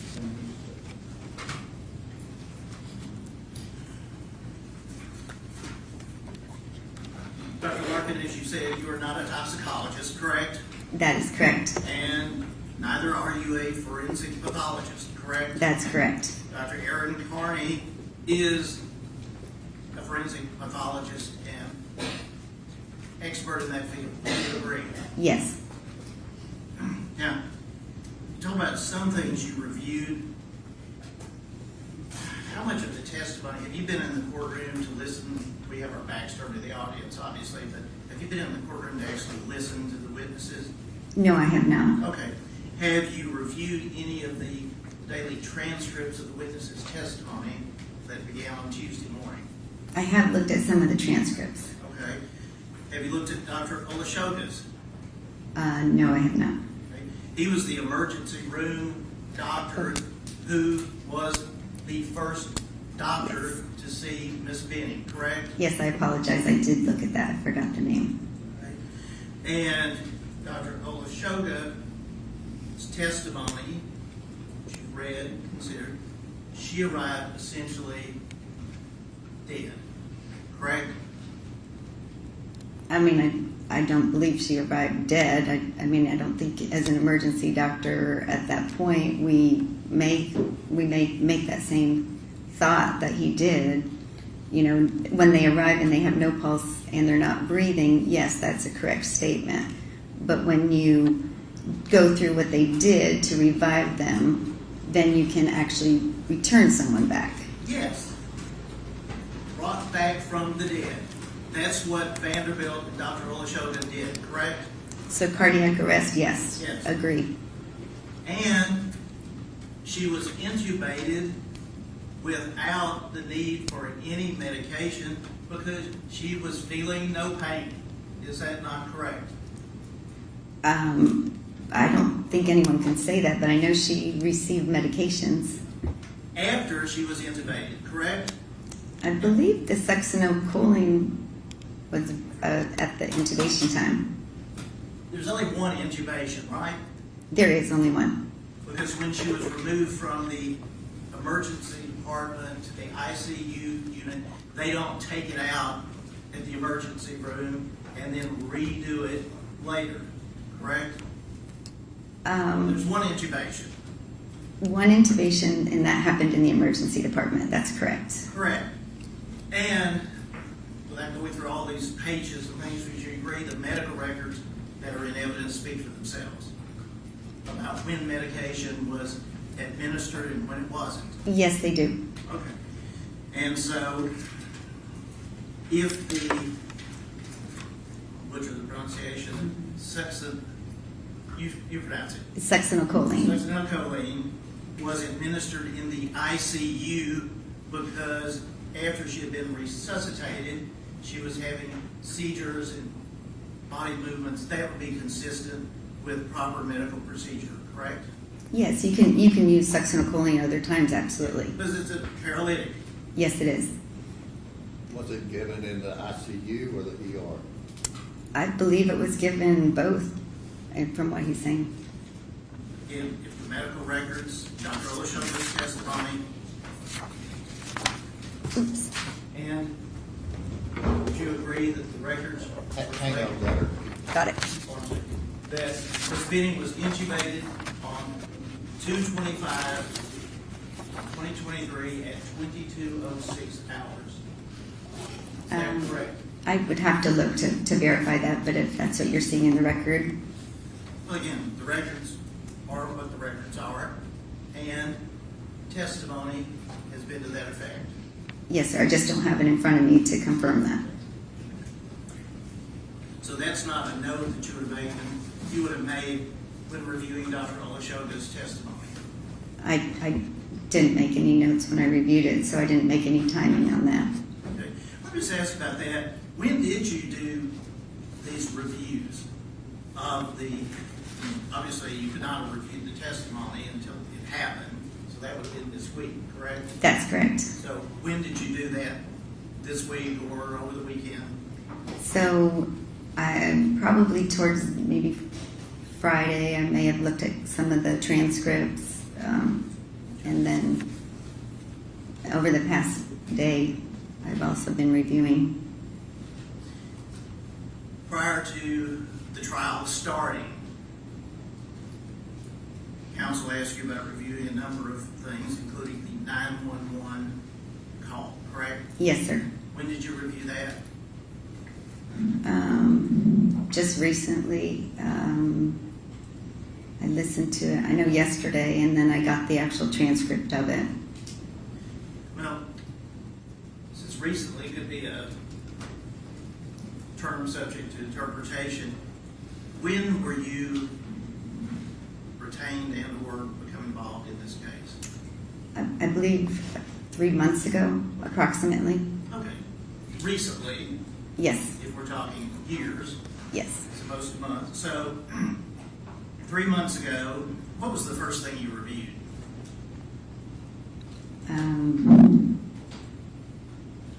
I'm guessing I probably would have gone to the medical records initially and then the EMS records. Well, don't necessarily want you to guess, but the Vanderbilt medical records are voluminous, correct? Yes, 1,331 pages. And the autopsy report, Yes, you would have reviewed that. And the EMT documents, the runs, you reviewed those, correct? yes, Okay. And would you not agree that part of the reason for this is so you can have the facts correct to be able to make an informed opinion? that's correct. All right. And so, if you provided us information that the EMS was a guy, that was wrong, correct? I don't know what you're referring to. Document that you provided to us. Oh, so that EMS guy was the 911 call. That was just, those are notes, it's not a report. Okay. But the EMS guy, so you're saying now that was the 911 person as opposed to the paramedic. Is that right? Well, the paramedics, I believe, were both females, so I may have put that wrong, but again, those are just some very informal notes.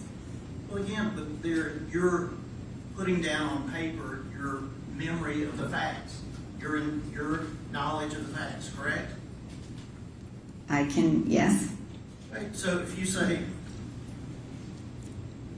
the EMS guy said he thought it was an allergic reaction and he didn't check a pulse until he got her into the ambulance, that would not be the person answering the 911 call, would it?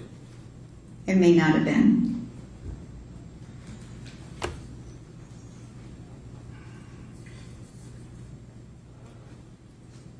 Did you review the testimony of Najee Jackson?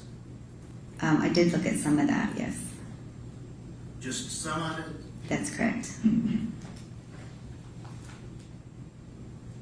So you know that during that call that Ms. Jackson was a part of, Ms. Benning said, "I can't feel my legs," correct? That's correct. And said to Mr. Taylor, "What did you put in my drink? My drink tastes funny." Correct? Yes, And from that,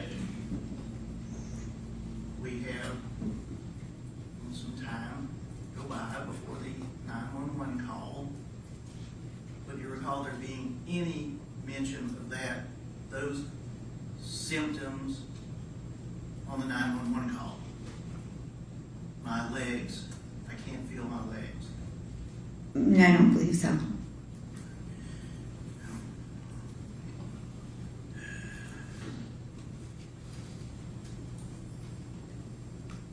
With respect to Dr. Olashoga, do you have any criticism of how he handled Ms. Benning No, in the emergency department?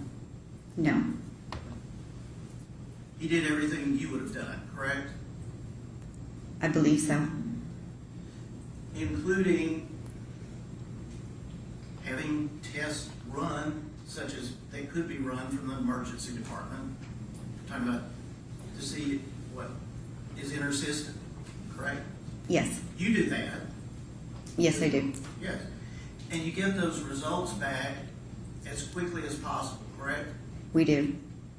It's not like weeks or months later that you're sitting or standing around the emergency department waiting for lab results to come back from a lab in Pennsylvania, correct? That's correct.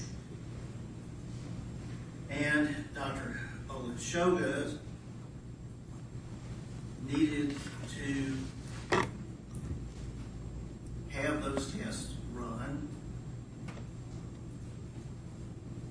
and got Dr. Broccolari as far as this was something that needed to be investigated, correct? That, yes, that's my understanding. And there's no fentanyl put into Miss Benning's body by Vanderbilt Hospital until 2/26/23 at 0:45 a.m. Is that not correct? I believe that's correct, yes.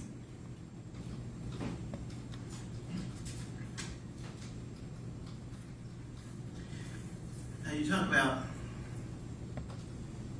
people that come in that you've seen in the Houston emergency room or the day before that, was it Waco? Was it Baylor? No, that's Baylor St. Luke's Medical Center St. Luke's. in Houston. Okay, in Houston. Those people are alive when they present, correct? For some of them, yes. Okay. Well, have you had someone present who is determined to be dead because of acute cocaine toxicity in your emergency room. Oh, I'm sure I have, yeah.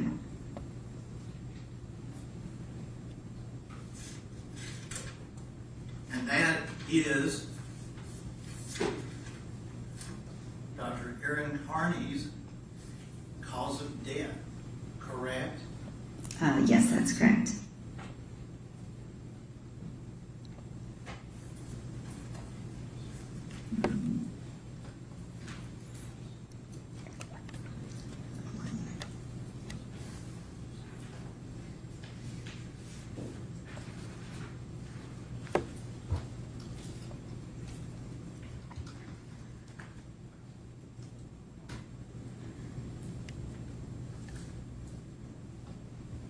Dr. Larkin,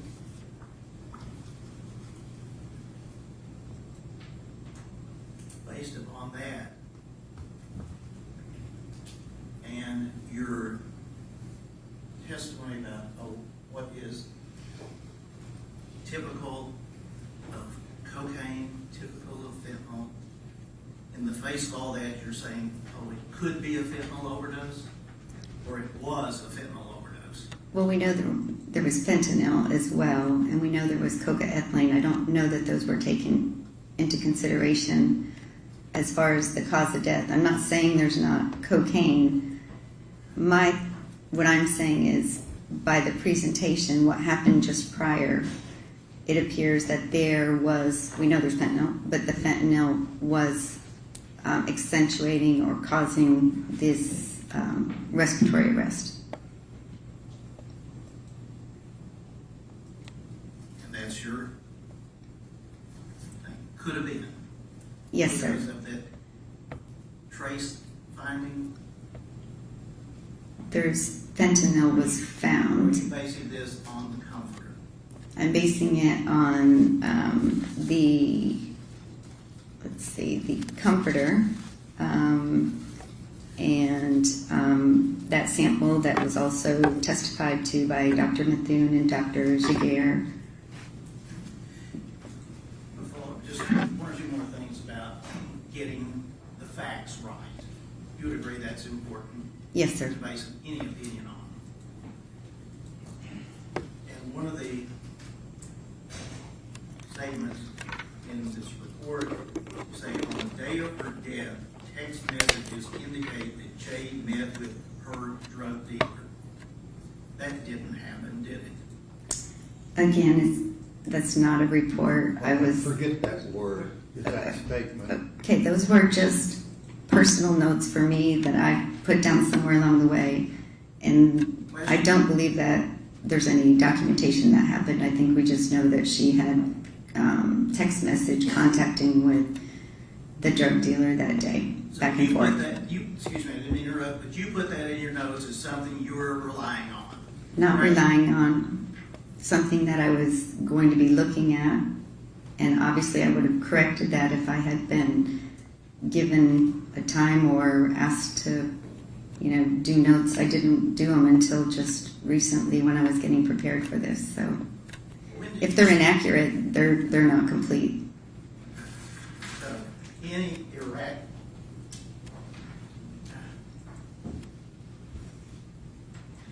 Any inaccuracy, even about fentanyl at the hospital, would make your opinion essentially not acceptable, correct? No, those aren't my opinions. I've given my opinions in my testimony in court under oath today. And those were, like I said, notes that I was going to review to get prepared for the case today, which I've done. And nothing that I've said corroborates something that's not a truth. So if there is no fentanyl in Miss Benning's system when she arrived at the hospital, then it wouldn't be a fentanyl overdose, would it? We know there was some fentanyl there. It was never really tested for. In her blood at the hospital, in her body at the hospital, regardless, there was no fentanyl detected, correct? I believe that it was never tested for because there wasn't enough blood in the initial sample from 225 prior to getting fentanyl. I believe that Dr. Carney mentioned that. But we'll see about that. Nothing else, John. Any other questions? Yes, Your Honor.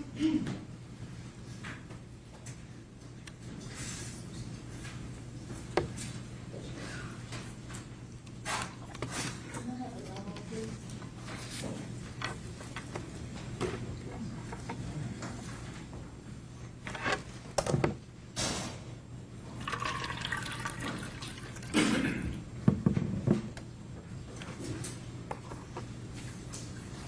Dr. Larkin, just a few questions for you.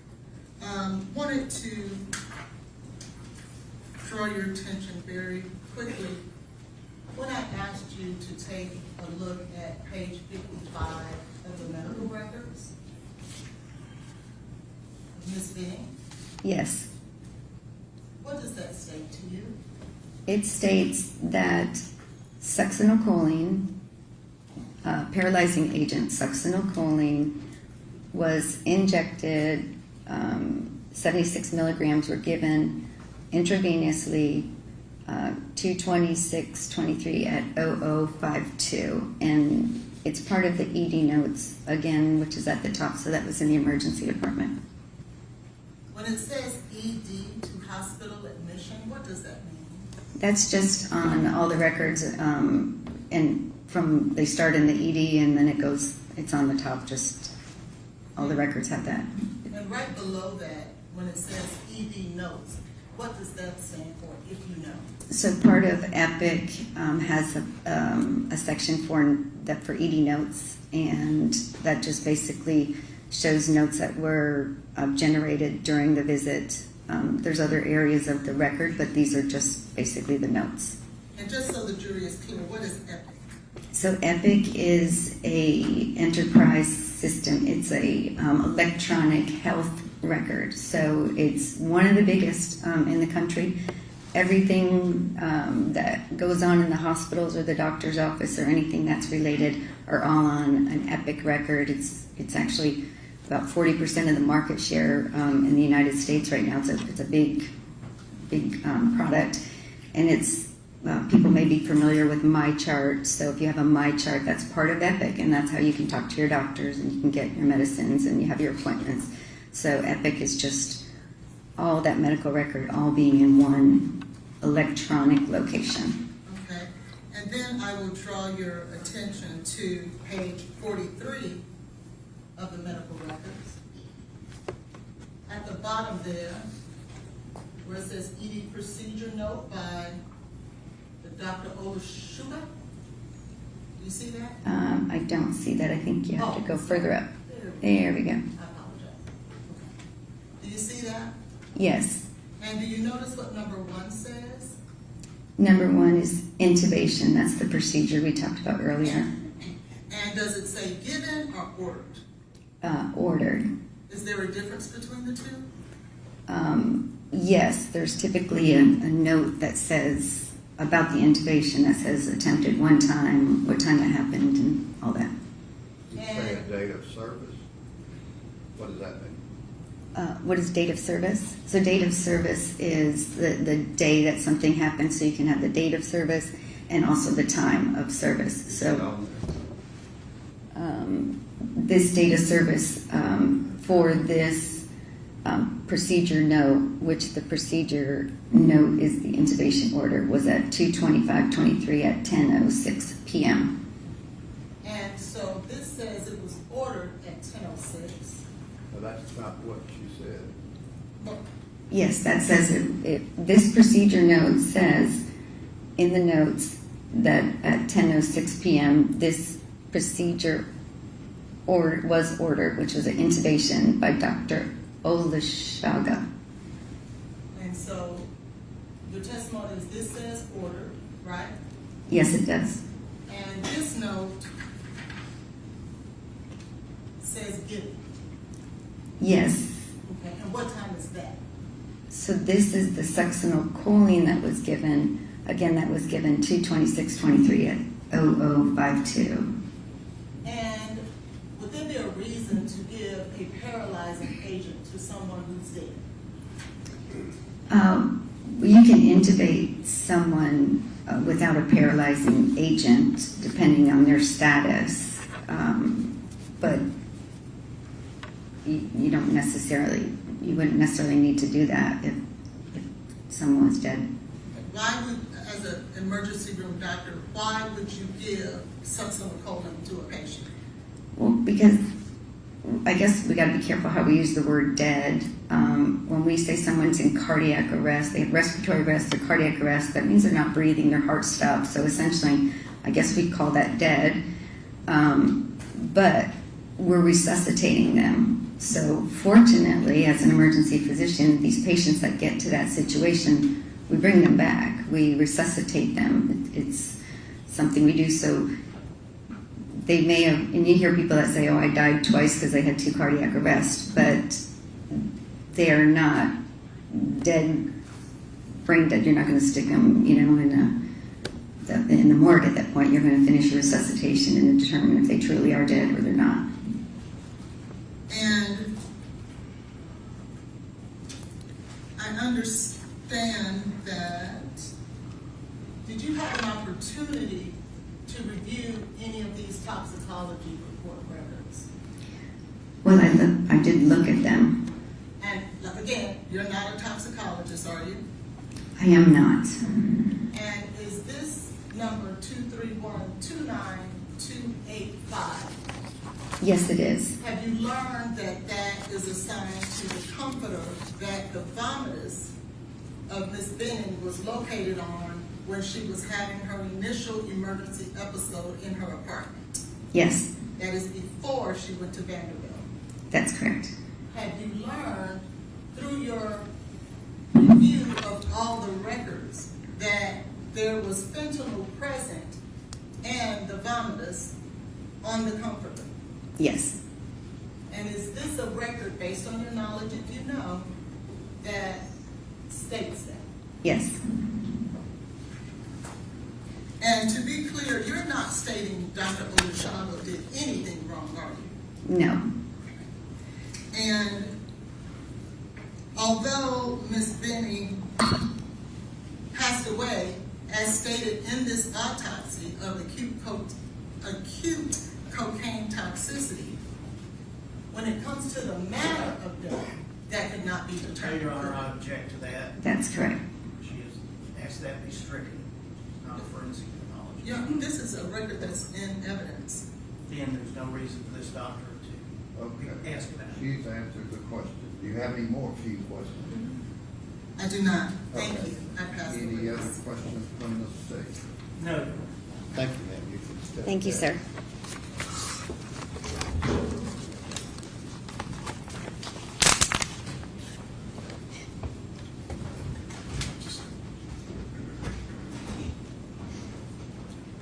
Any further proof on behalf of Mr. Taylor? May we approach briefly, Your Honor? Okay.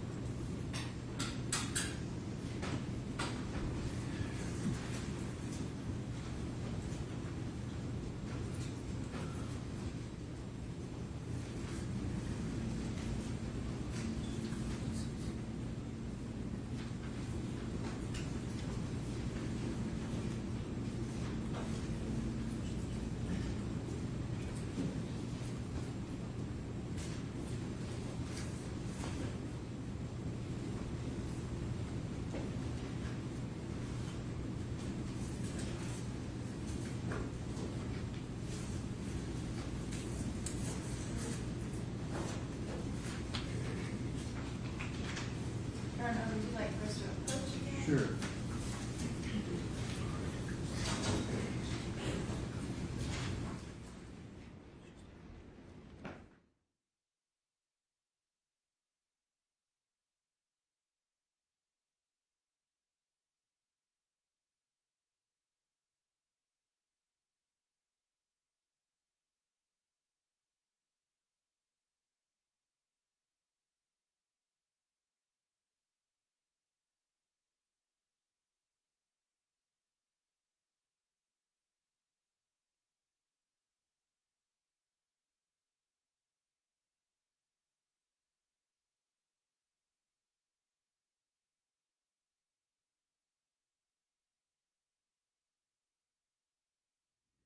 Any other proof on behalf of Mr. Taylor?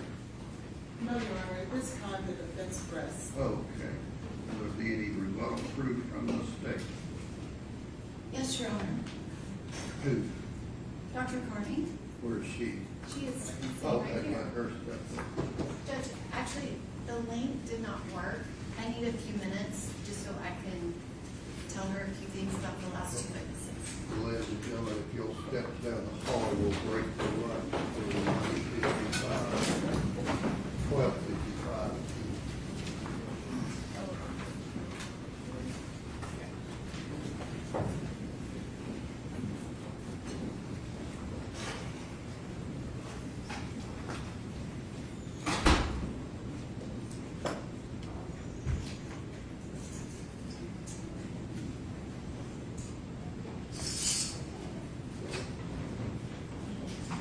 And other than Dr. Carney, any other rebuttal witnesses? I don't believe so, Your Honor. All right, let Mr. Taylor step around to the podium. We'll cover his decision not to testify.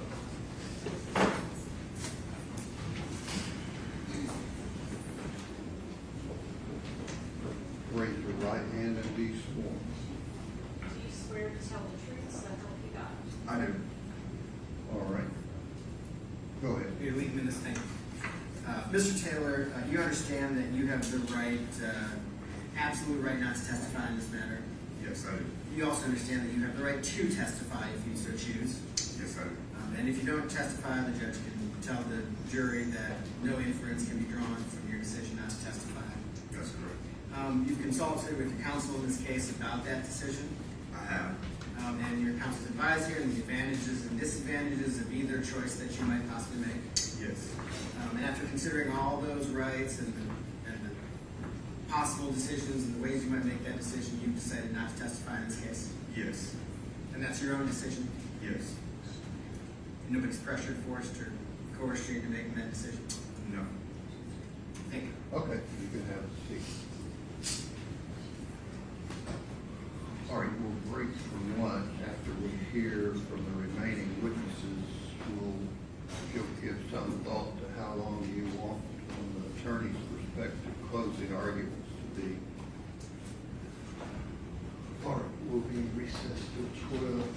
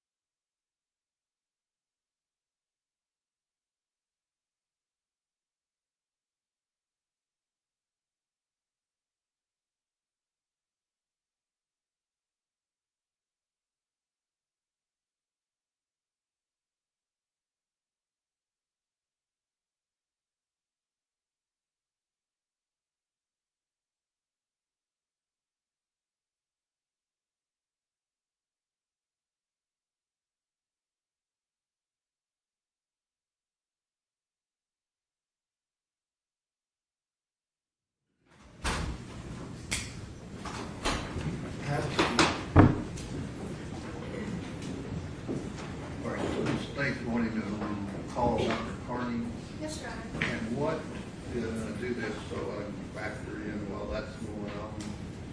The best thing for the jury and the parties, what is the state's thoughts on closing arguments time-wise? I technically don't know the exact time. It would be at least 30 minutes, maybe 40 minutes for my first close. If it goes longer, I pre-apologize. How about total? No, I was talking about for my first close. So, total, what do you think it would be? An hour.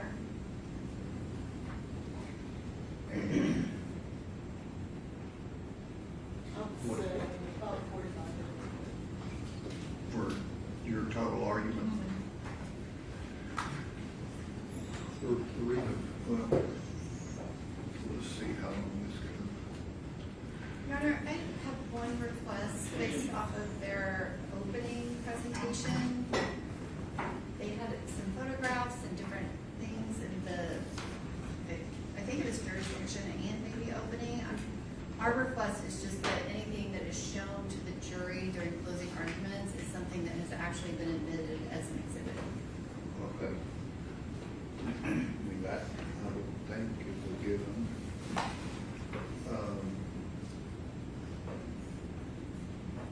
Okay. And Judge, I have a request, and that is at the close of the proof, whenever we get to that. That's the big qualifier. Exactly. If we could have a break, perhaps discuss the jury instructions. Oh, sure, we'll have to do that. Thank you.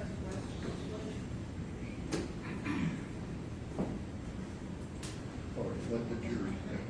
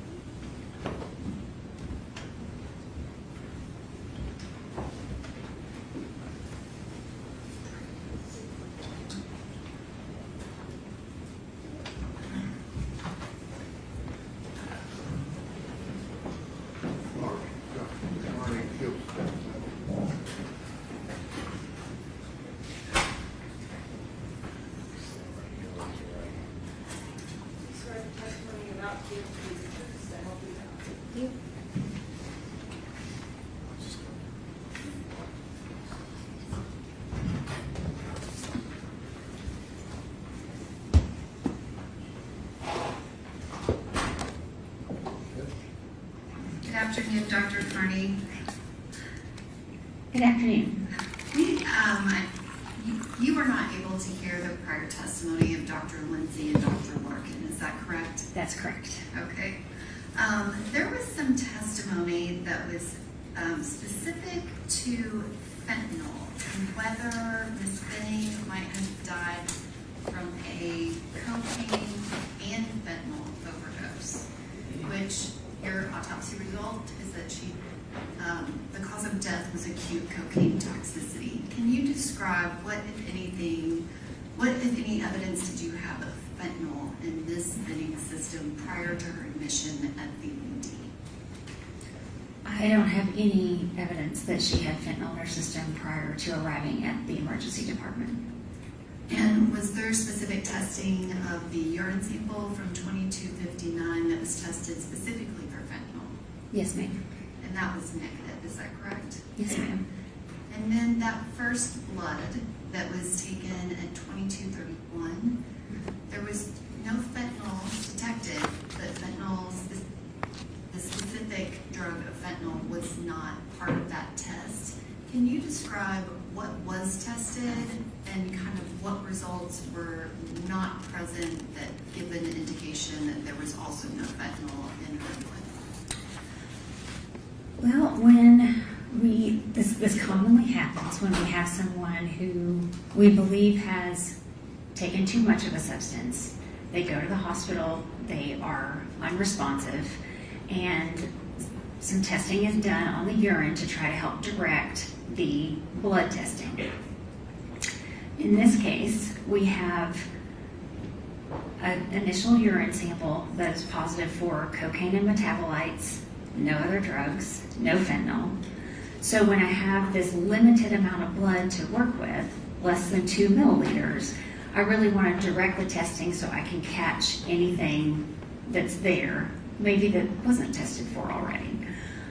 In discussion with the toxicologist at Vanderbilt who had followed her for days and been trying to figure out what drugs might be in her system, we decided on testing for cocaine and metabolites, since it was positive for cocaine initially and metabolites, and I wanted to catch that ethylene methyl ester with it, knowing that the cocaine could break down. I tested for designer opioids. So these are the fentanyls that have the added chemical groups. So you can see it here on the list. There's furanol fentanyl and acryl fentanyl and all of these designer fentanyls, and all of those were negative, as well as one of the things that's been mentioned previously in this case, the 4-ANPP, which can be a precursor to fentanyl, it could also be a metabolite, that was also negative, and the testing reporting limit was very low to try to catch anything that was there. It was negative. And then I think that was the bulk of my testing on that, and then we did the additional testing on the fetal liver tissue. And the testing on the fetal liver tissue, you've testified about that before, but was there any fentanyl associated with that? No. And that's even after treatment in the hospital, correct? Correct. And the levels of the subsequent test, which you referenced working with a toxicologist at Vanderbilt, is that Dr. Berkeley? Yes, ma'am. And so the subsequent testing of blood and urine, those results, were those results consistent with her receiving it as medication in the hospital? Yes, ma'am. And again, the cause of death is acute cocaine toxicity, correct? That's correct. And there is no evidence that there was fentanyl in her system upon admission at the emergency department. That's correct. There was testimony by one of the defense experts that it was an assumption to say that Ms. Benning ingested something orally. Can you describe, you determined that it was ingested, and that is oral ingestion. Can you explain how you were able to determine that, and if it makes sense that it was not orally ingested?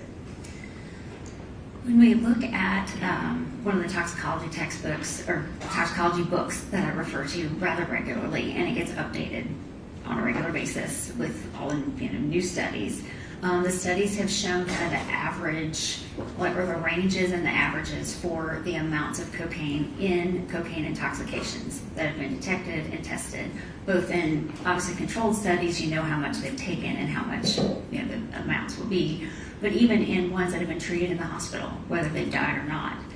And the levels that we see in Ms. Benning's blood are pretty much in oral ingestions. So your nasal insufflation or snorting, your IV injections, you don't have this level in those sorts of cases.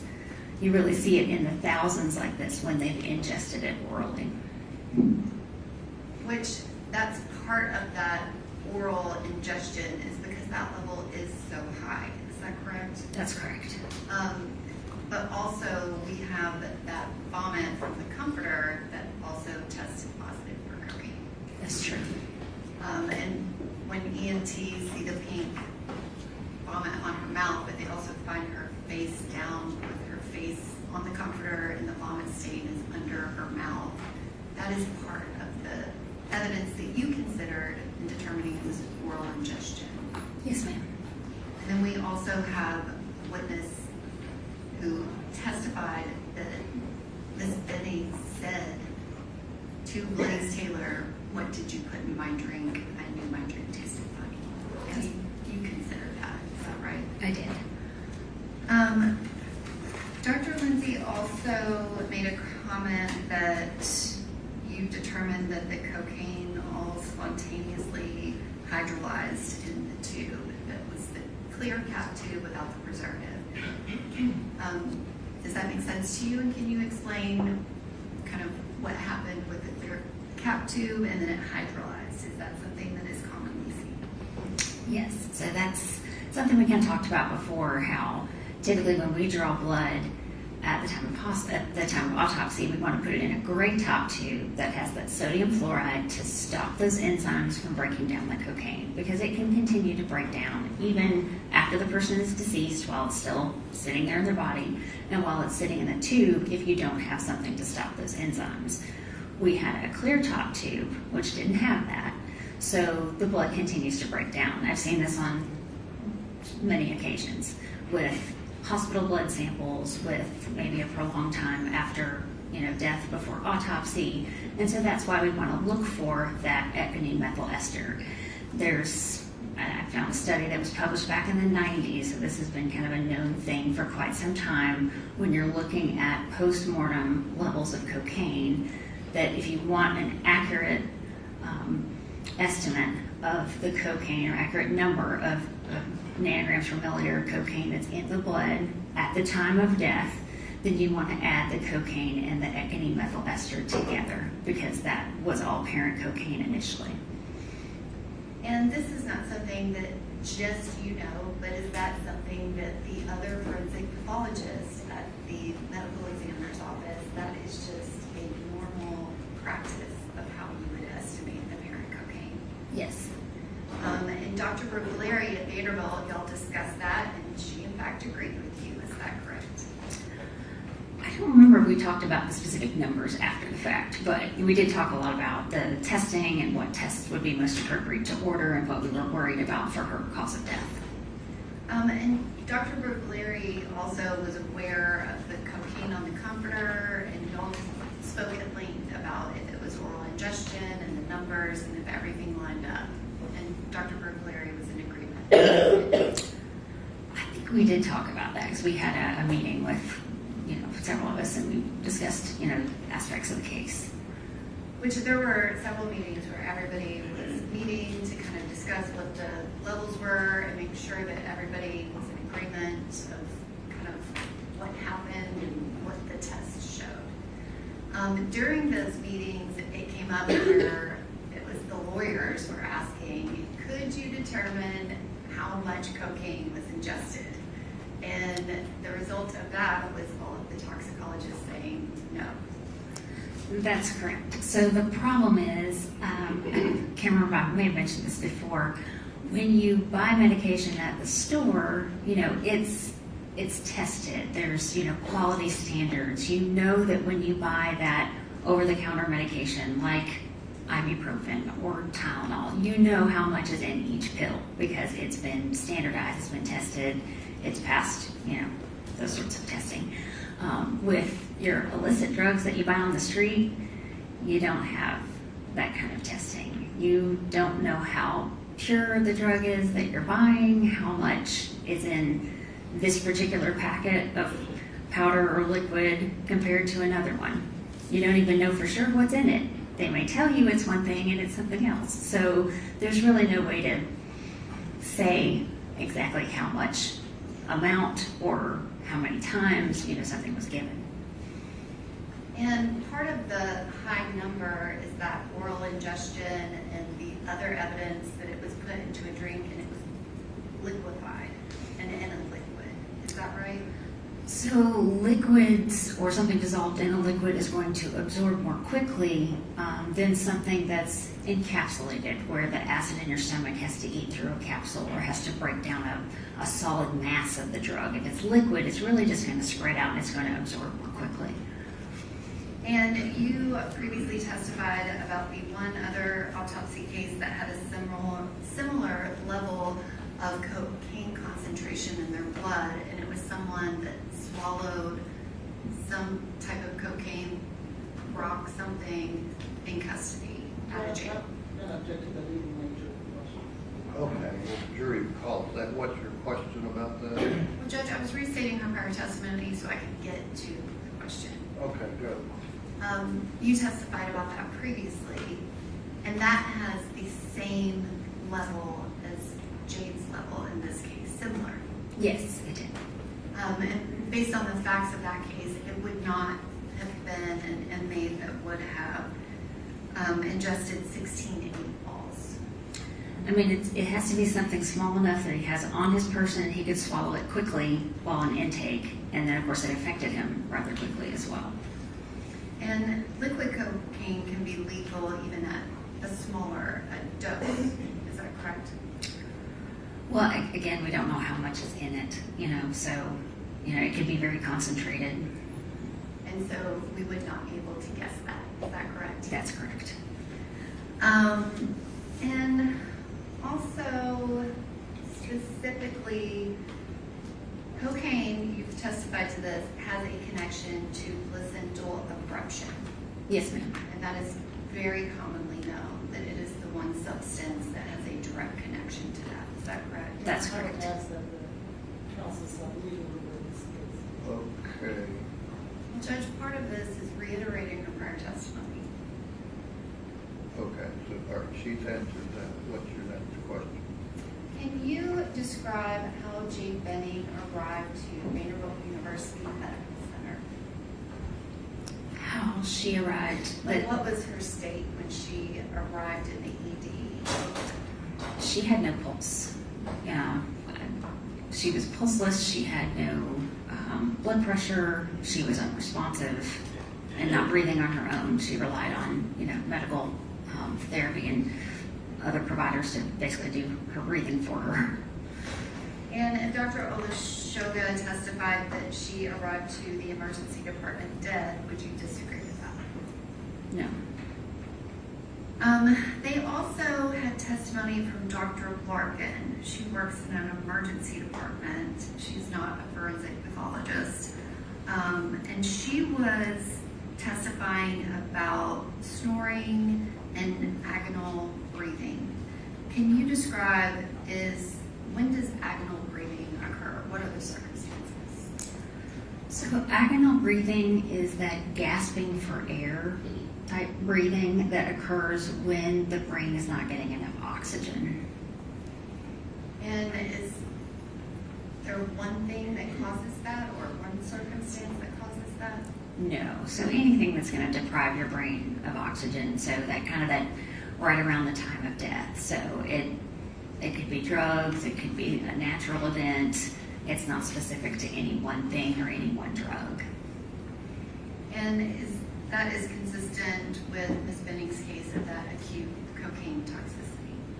Yes, so the oxygen is not getting to her brain as needed, and so she's having that agonal breathing. And the circumstances of the EMTs finding her face down in the bed with the pink vomit under her mouth, can you describe if that happened after the agonal breathing? Is that consistent? So at that point, it sounds like she's face down in the comforter and she's vomiting, and she's not conscious to be able to roll over and kind of protect her own airway so that she gets her face out of the comforter and out of the vomit so that she can breathe. So I would expect it would happen, around the same time or after the agonal breathing. And would that be the same time that she would be going pulseless? Yes, ma'am. There was also some testimony related to someone who has consistent drug use. Was there if someone is using drugs consistently on a daily basis, do you find signs of kind of physical indications of that at autopsy? There are things that we can look for. If you have someone who's smoking a drug, they may have more of that kind of black deposition in the lungs from where they're a smoker. We can look for if they're snorting it and it's something like cocaine that's going to constrict the blood vessels and could cause damage to the tissues. We can look for any sort of holes or damage to the nasal septum, the little dividing thing right divides the two sides of your nose. We can also look for if they're an injection, if they inject their drugs, look for needle marks, needle tracks, where they've injected repeatedly to the point where they've scarred that vein, and they often have multiple needle puncture wounds over that as well. So there are physical signs that can be seen at autopsy that indicate the manner of use. Yes. And specifically to Ms. Benning's heart, there was testimony that the focal myocyte, is it Hypertrophy. Thank you. That was indicative of long-term cocaine use. I mean, I see scattered myocyte hypertrophy in many cases that aren't related to cocaine, that it's more of a natural cause of death, so I don't think that's specific to cocaine. And did you have any evidence whatsoever that Ms. Benning was a cocaine user ever? No.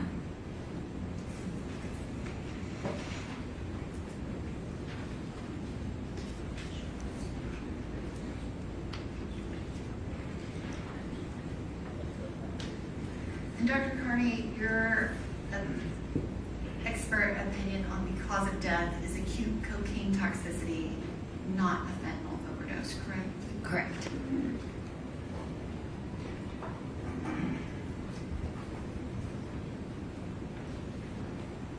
Questions? Yeah.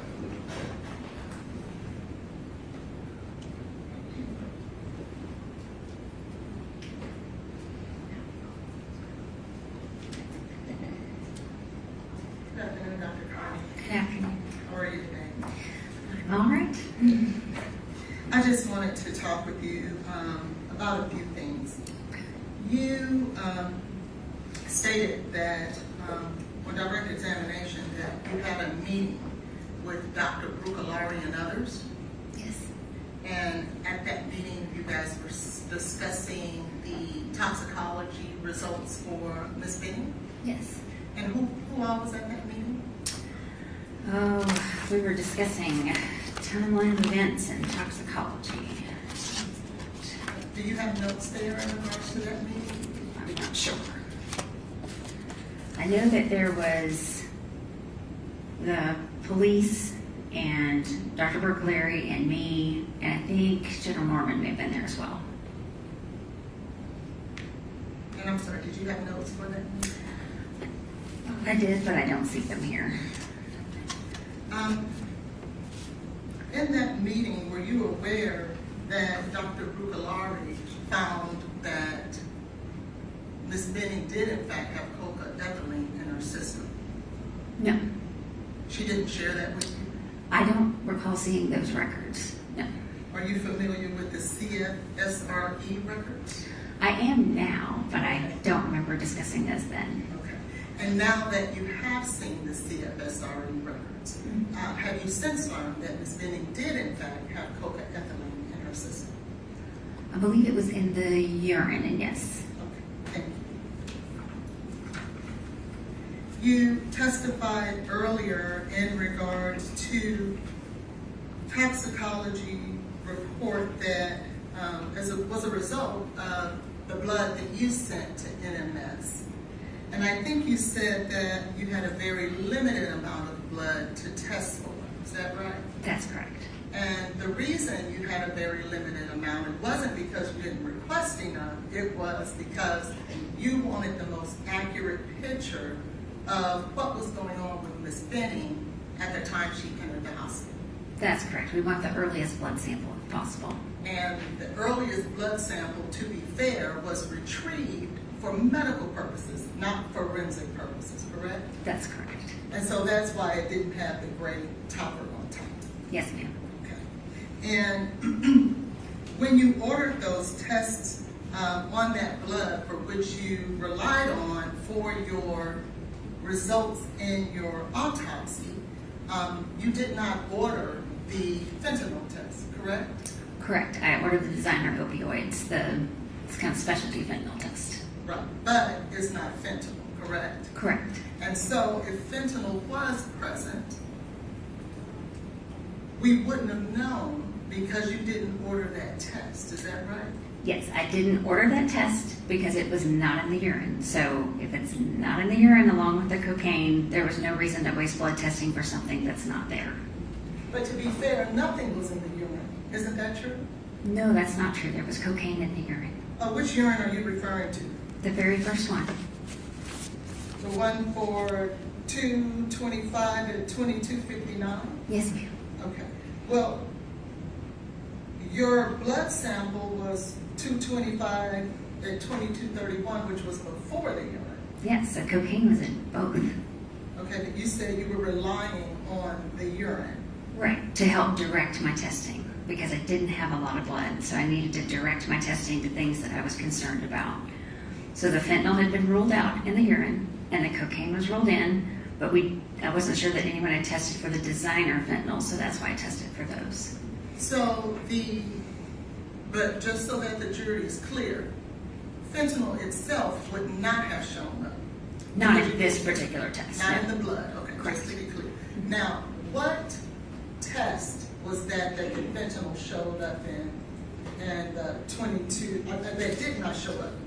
Is that 2259? Yes, Do you ma'am. have a toxicology report number for that? I don't have it here. I believe that was the CSFRE that was the earliest urine that was tested. Which test result is that? That was on the 2259 urine. The CSFRE where they did the testing for the over 1,000 drugs. Okay, I mean, what's the test number so that I can look at it? I don't have that one here. I don't have that number right here. Okay. In regards to the vomit, you will agree with me that the vomit was before the blood and the urine, correct? Correct. Were you aware that fentanyl showed up in the vomit? No, the findings it says for case sample was positive for cocaine and benzoylecgonine. Did you learn later, if I could have the Elmo, please?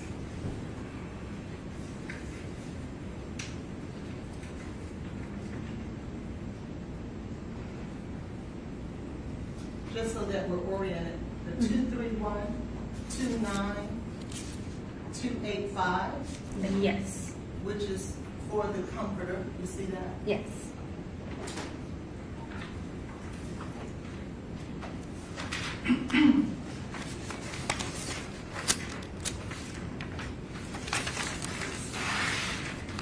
Do you see here with the 231, 29, 285, that fentanyl is in fact present in the vomit? Did you know that? The interpretation, sorry. I'm sorry. Okay, she's gonna explain her. Well, the interpretation here says the case sample 007, which is the fabric in the area with the visible stains, was also none detected for the presence of fentanyl. Okay. Did you know that the reason that NMS may not indicate a positive is because it will be below the reportable limit? Yes. Not necessarily because there's no indication of it. Are you aware of that? Yes. I've never been told that there was ever any fentanyl in it. And to be fair, did you know that these records are part of what we call a litigation packet? I did not know that. And when you get your toxicology report results, they don't come with a litigation packet. Correct. Right. You have to request and pay for those. Okay.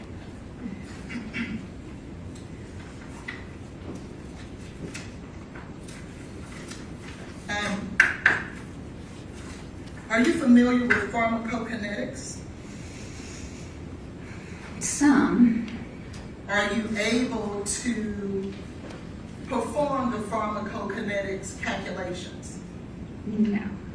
That's for a forensic toxicologist, right? Right. Okay. And were you aware that Dr. Kotulski did not agree with your method of combining EME with cocaine to get a definitive measure of concentration level? Objection, Your Honor. Counsel is misstating the witness Okay, testimony. the jury's heard that. What are you wanting to reference about prior testimony without you determining whether it's correct or not? No, Your Honor, I checked, it is. See, there you go again. It's not up to you to check. These ladies and gentlemen of the jury are gonna check everything. Yes, So sir. what is your question? In regards to your testing to get an accurate picture of exactly what was going on as it relates to substances, a hair follicle test would be a good way to actually get a good picture of what type of drugs and or substances in someone's body. Would you agree?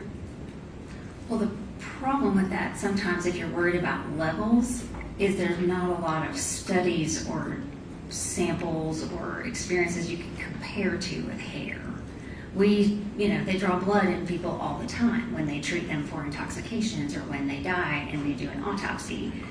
There's not a lot of hair testing to even compare to. So for hair, it's more limited in what you can actually do with the interpretation.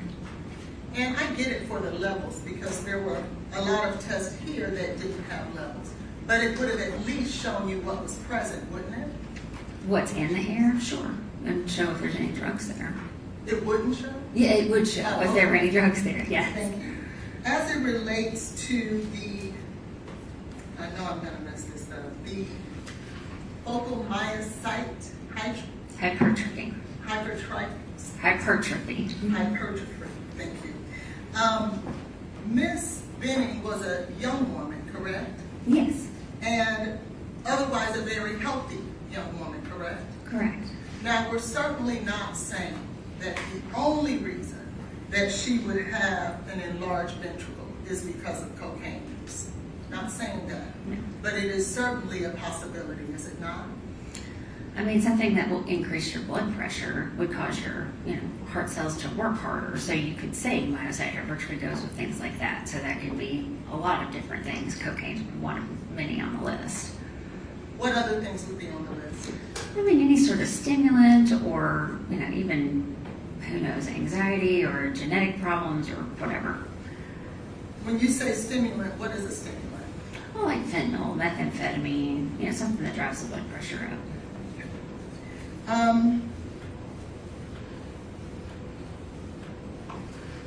When you were determining and making the decision as to what to test for, I think you said that you had done some research into Miss Benning, and with the cocaine, that was significant enough for you to stop there, right? Well, it's not so much that it's stopped there, but we really want to, and this is the case because, like I said, the blood sample is limited. We want to kind of focus in on the things that we want to confirm, because otherwise, if you test for everything, you're going to run out of blood. You're not going to be able to confirm anything. So, in this case, we already knew that she was positive for cocaine, and we wanted to get a number. Like I wanted a number that I could recognize, and then that was really the only positive test that she had. When you were making your decisions, weren't you not making your decisions under the impression that she had no history of drug use? I mean, whether she had a history of drug use or not, you need to look at what are your positive tests. And then you can think about the history when you're looking at the interpretation of those results. But weren't you told she had no history of drug use? I was told that the only drug history she had was making some marijuana edibles in the past, and that had stopped when she found out she was pregnant. So no recent drug history. Do you remember taking or giving a testimony previously in regards to Ms. Benning? Yes. And do you remember when you gave that testimony, I believe you stated that she does not have a history of drug use. She did not appear to want to take anything that would harm her child or herself. Right. So knowing with her pregnancy, she stopped even with the marijuana edibles, and there was no reason to believe she had taken any drugs as of late. But she did have a history of drug use, didn't she? We talked about that. So you even showed me the transcript, and we talked about how I said she didn't have specifically like the cocaine, that sort of illicit drug use, that the only drug use I was aware of was the marijuana edibles. Well, I'm looking at the transcript here. It doesn't say that. It just says no history of drug use. Okay, well, we talked about it on my direct, or my, I guess, cross the first time to clarify this. And if you say that she did not appear to want to take anything that would want to harm herself or her child, how do you explain cocaethylene in her system? I don't know how the cocaine was delivered to her, if it was absorbed in some sort of alcohol. I do not know how that was done or where that alcohol came from.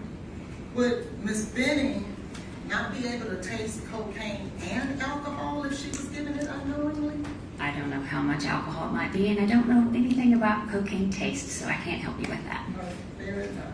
And certainly when you, or before you came to any of your conclusions, you had met with law enforcement and the prosecution, correct? So I met with law enforcement because I rely on law enforcement and their investigation when I'm determining manner of death. So it's very important that I know the circumstances of the case. And that is where you learned she had no history of drug use, right? The history that we've discussed, yes. Thank you.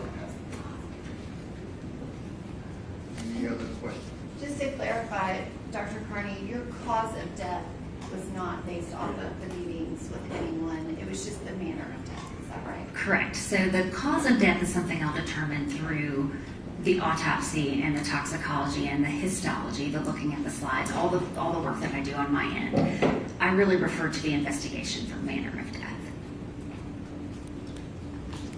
Any other questions? No, Your Honor. Thank you.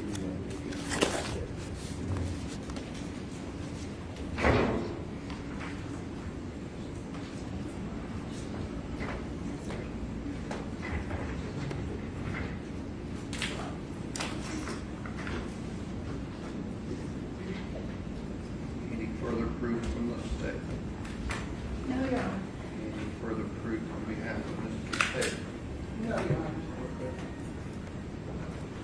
All right, ladies and gentlemen, the jury, if you'll step back down the hall briefly, we'll get back with you.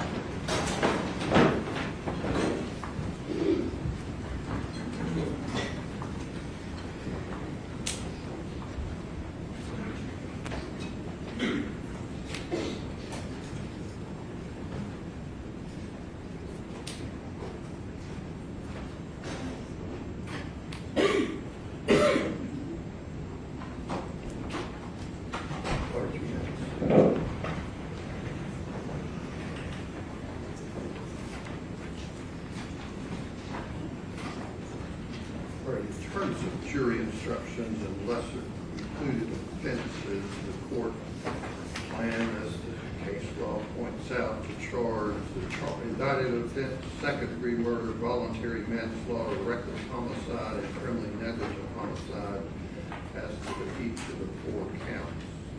Any comments, observations from the parties on that? Totally appropriate. Yes, that's fine. Are you requesting, Mr. Brand, or whoever is dealing with this, ask this based on discussions, jury out discussions with your co-counsel? Are you requesting the 4214 cause of death instruction? I was just looking at that, Your Honor. I mean, co-counsel mentioned that the bench got, I don't know when it was, but it's out of the hearing of the jury that she was asking some of her questions because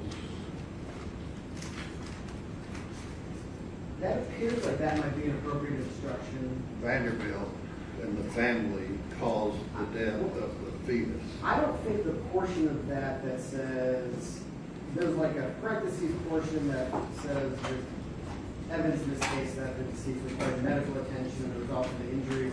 You talk about the 1, 2, 3, 5th paragraph? Yes, I believe that paragraph needs to be in. Okay. But it's the defense position that this instruction should be given for the jury to determine whether it was reasonably foreseen, if in fact they find Mr. Taylor had anything to do with it, whether it's reasonably foreseeable that his actions was the proximate cause of the death.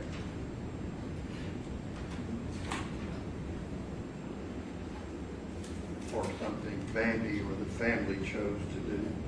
No, I have not think that allegation. Well, you grilled the family and other people about them deciding not to. Sir, I asked one question of one witness. You asked multiple witnesses.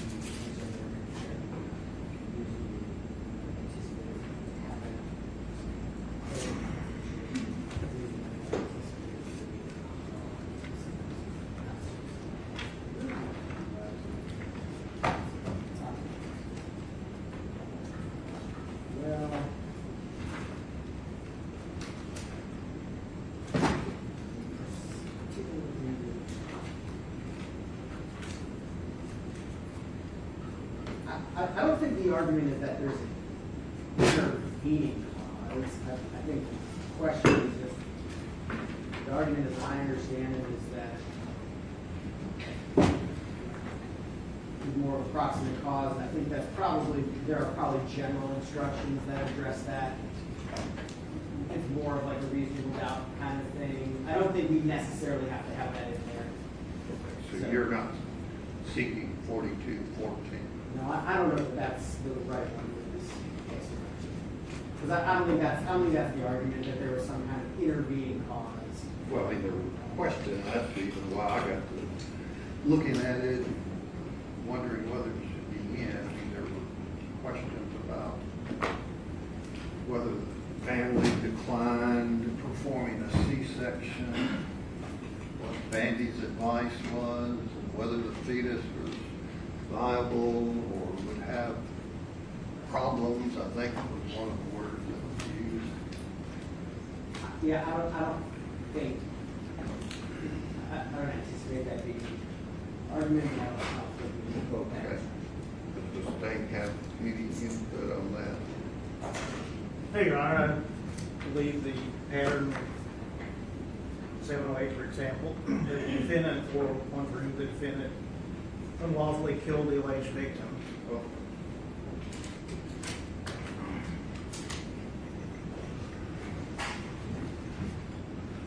Are any other requests from the parties about the jury instructions? The state has no special requests, can't really think of anything. No, give it a defense. Okay.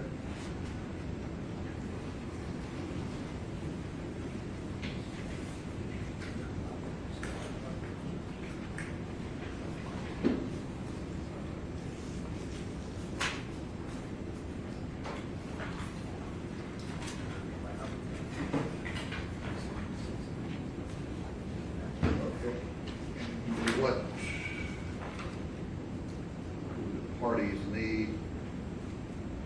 A break prior to closing? Yes, please, Your Honor. How long? 20 minutes? And let me, I keep kind of coming back to this. Now, I worry about things that maybe y'all are in the heat of the moment don't worry about, and that is if the jury gets this case in or around 4:45 or 5 o'clock with closing arguments, a break till 2:05 and jury instructions, is going to get us to that or more. We lose our alternates. So if they deliberate for ever how long they want to, they can stay up here till midnight if they want, but I don't foresee that happening. Police court, that is one thing I actually was thinking about, would be to have the alternates come back in the morning for the concluding instructions and then dismiss them. So just for the sake of not excusing them, okay, and then sending them home. Any thoughts on that, Mr. Brandon? I think that's probably fine. doing closing arguments, making sure we have enough report back in the morning, and do the jury instructions with them starting that deliberation process fresh, so to speak. May I, Your Honor, suggest something? Okay. May I suggest that they get the charge with the closing in the morning so that it's fresh and everything is on their mind then, as opposed to? Then we just forego 2 or 3 hours of today. Judge, what I was referencing is that last concluding paragraph of the instructions where it's like excusing the alternates, and you may now go. Yeah, I've never done that before. Would just say, I've seen that, just where that I did last the jury page. instructions, and I'd give them to them and let them start deliberating. I would just say that is, I think, an option to read the instructions, except for that last page, and say, I will have. Then they come back tomorrow with little or nothing on their plate, so to speak. Except deliberation, and that's a full plate. Are you saying, Ms. Hollins, you're not ready for your closing argument? Well, I would like 2 things. It would be nice to have a little time to go through all the evidence. It's been almost 7 days worth of testimony. And then I do think that the jurors will appreciate hearing the closing arguments consistent with the instructions, and then starting fresh for a whole day of deliberation. Judge, I can say, They want to go on a few with times, charges. the state would be in agreement. Oh, For one of, See, well, I knew you were gonna like but it. see, then in the morning, your 45-minute estimate and 1 hour estimate are going to change. It'll be quicker, Yes, it would. more efficient. Yes. Okay. Because I'm going to hold you to the 1 hour. We're setting fits wanted 45, so we'll set an hour for each. All right, let the jury step back down. Let them go for the next.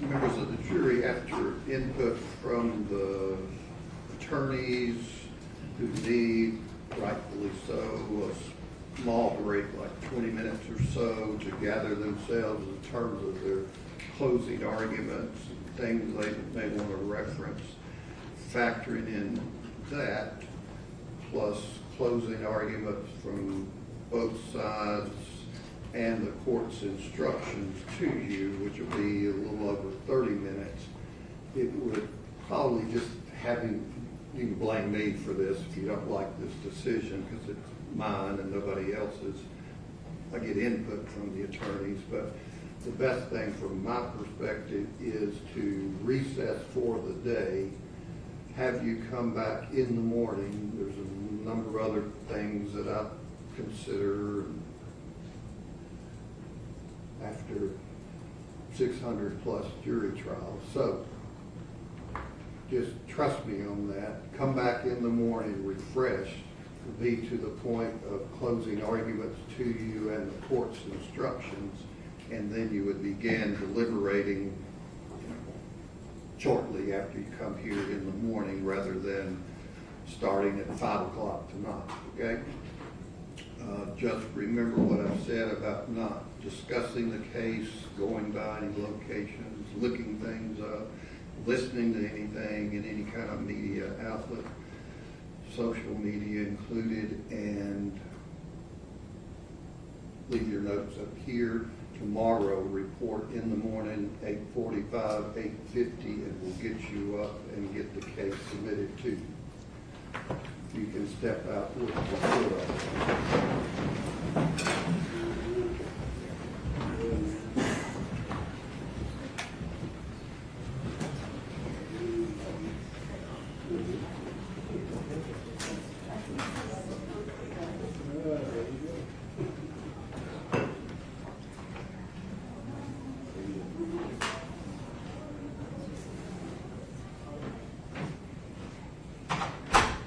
Give the jury a few moments to get off the floor, and they're printing you the statement, they're printing you a draft.